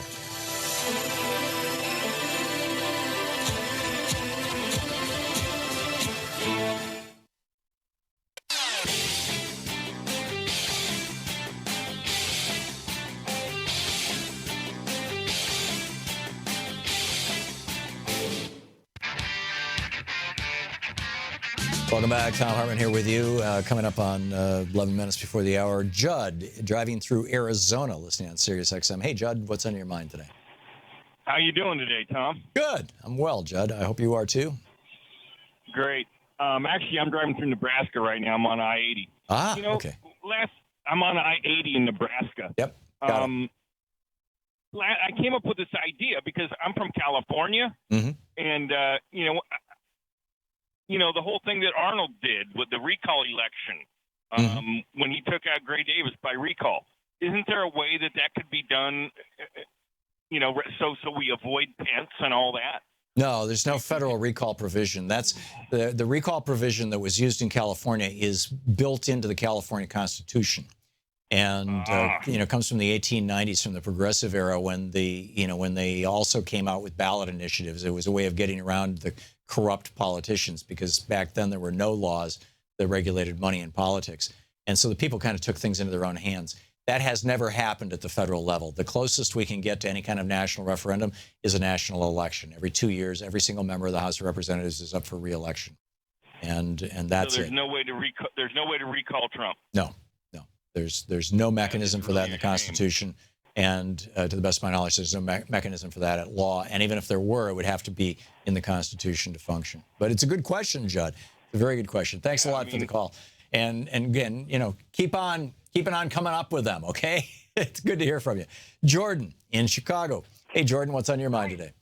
Hi, Tom. Can you hear me? Yeah, just fine. Awesome. So I don't know, I'm probably one of your younger listeners, but I'm 18, and I know I love your show, and I listen to Stephanie Miller sometimes in the morning and Mark at night, but I'm not going to keep it long. But my question was, I just wanted to know, like, as a young person, and I do, I listen with, I like you say in the past that you want, to call your local, I don't know, you call it local government. Yeah. Just how can I get more and more involved? But that's what I'm majoring in right now, or I just went to college to major in. So, and I don't know, I wanted to ask you, because you are, in your position, the knowledge that you know, sure. I really admire and would like to be at that point. Well, thank you, Jordan. My advice on getting involved politically is kind of multidimensional. And this is, in fact, I learned a lot of this from Tim Carpenter, who started Progressive Democrats of America, pdamerica.org. And then that is the importance of an inside-outside strategy, that we need to get inside the Democratic Party on the one hand, and make it our party and make us, Democrats and all that kind of stuff. And at the same time, we also have to be outside the Democratic Party, because a party doesn't move without outside movements pushing it. Movements have always historically produced every major social change in the history of the United States. It has never been political parties. Political parties start acting when movements reach a certain, threshold. And Chuck Schumer is a great example of this. 5, 6, 7 years ago, I would have been criticizing Chuck Schumer as a corporate Dem. Now Chuck Schumer is like one of the great progressive champions, because he's figured out which way the parade is going, right? And so he wants to jump out in front and hoist a flag and say, hey, this is my parade. And I congratulate him for that. That's what we want politicians to do, which means we've got to create the parades. So number one, you want to get inside the Democratic Party. Number two, you want to find an organization that really rings your bells. What's your issue? If you love the environment, join Greenpeace. If you love, or Sierra Club or whatever, wherever you feel the most comfortable. If you're concerned about politics, go to Progressive Democrats of America, pdamerica.org, or ourrevolution.com, or, indivisibleguide whatever it was, .com, I think it was, that we had Angel Padilla on earlier about. And then number three is, try to wake up as many people in your social circles as possible. Talk about it on Facebook, talk about it on Twitter, talk to your friends about politics when they're willing to, and just try to awaken people. Does that make sense as a three-part strategy, Jordan? Yeah, it does. So sorry, I'm trying to write as much as I can down as best I can. So one is, show up at your local Democratic Party and say, I want to be part of this party. I want to be, in fact, I'm willing to become a precinct committee person. I'm willing to become one of the leaders of this party. If it's, typically it's not more than a month, one night a month, 12 nights a year. Exactly. Yeah. And the precinct committee people choose who's going to run in the primary, and they write the party's platform. And so, that's a position of extraordinary power. So, number one, get inside the Democratic Party. Number two, find an outside group or more than one, but it's nice to focus your efforts that is dedicated to the issues that you care about, the immigrant rights issues. I mean, it's just a whole bunch of them. Whatever rings your bells, whatever genuinely gets you excited, join that group and participate. And then number 3, wake up as many of your friends as you possibly can, by all means possible. Yeah. All right. Well, thank you so much. I really appreciate that. Good luck, Jordan. Thanks. And thanks. call us up, in a couple of weeks and let us know how it's going. Thanks a lot for the call. Paul in Woodinville, Washington. Hey, Paul, what's up? Hi, Tom. Hey, Tom, Paul. I wanted to talk about executive orders, and there's one that the travel ban, I believe, is unconstitutional by a Supreme Court case from 1958 known as Kent versus Dulles, where it struck down the Secretary of State. This had to do with communism, of restricting the travel of suspected communists here in the United States to potentially communist countries. And the court later in Apsekar versus Secretary of State, and 6 years later, 64, ruled against Congress even making a law that would prohibit suspected communists from coming into the country. Now, I want to point this out because please don't think that it's my bright and brainy knowledge of Supreme Court cases that leads me to this, but it was I learned about this case, Kent versus Dulles, on the Thom Hartmann show. A few years ago, you'll all remember, a caller called and said that it was unconstitutional to require people to have to get a driver's license. Mm-hmm. And he cited a law enforcement blog, and I went to the blog and read the citations on the blog, which were totally miscited. One was Murdoch versus Pennsylvania that required a license for a soliciting license for door-to-door proselytizing, which was struck down by the court as a fundamental right. So also Kent versus Dulles was on there. And what was in Kent versus Dulles, the court cited that just what this judge in New York just cited was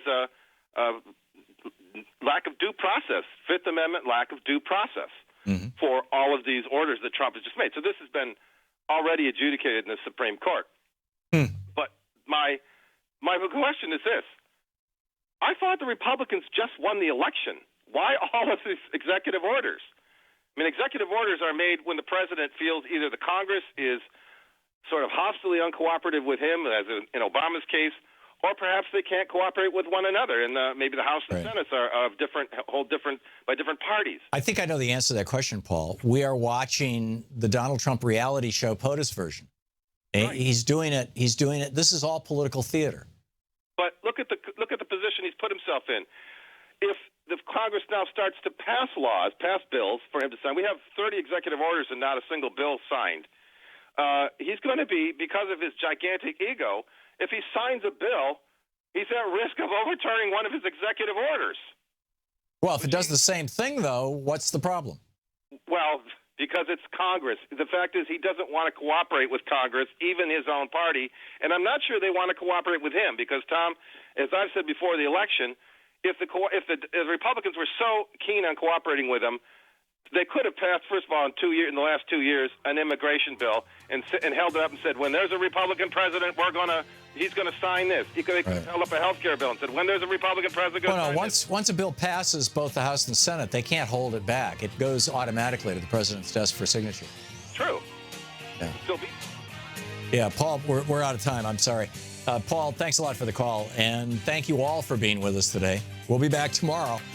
Same time, same place. And today I was going to tell you about Joseph Goebbels' secretary. It's going to have to be tomorrow. But, just some amazing lessons from history. Let us never forget. We'll be back tomorrow. In the meantime, don't forget, democracy is not a spectator sport. Get out there, get active, tag, you're it. Get him on. You've been listening to Thom Hartmann. For audio and video archives, visit thomhartmann.com.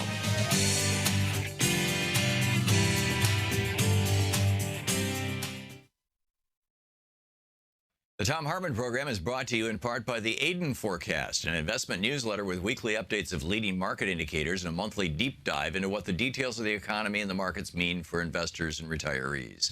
On the web at aidenmarkets.com. Wines have some of the highest pesticide levels in our food chain. This hour brought to you by ecowine.com. pesticide-free wines, organic wines, imported from France by the Organic Wine Company, ecowine.com. The Thom Hartmann Program is brought to you in part by Super Beets. Super Beets are sourced from non-GMO beets, and they're packed with dietary nitrates, helping to produce nitric oxide for more energy, stamina, and support for healthy blood pressure levels naturally. For more information, call 800-223-8242 or visit freespeechbeets.com.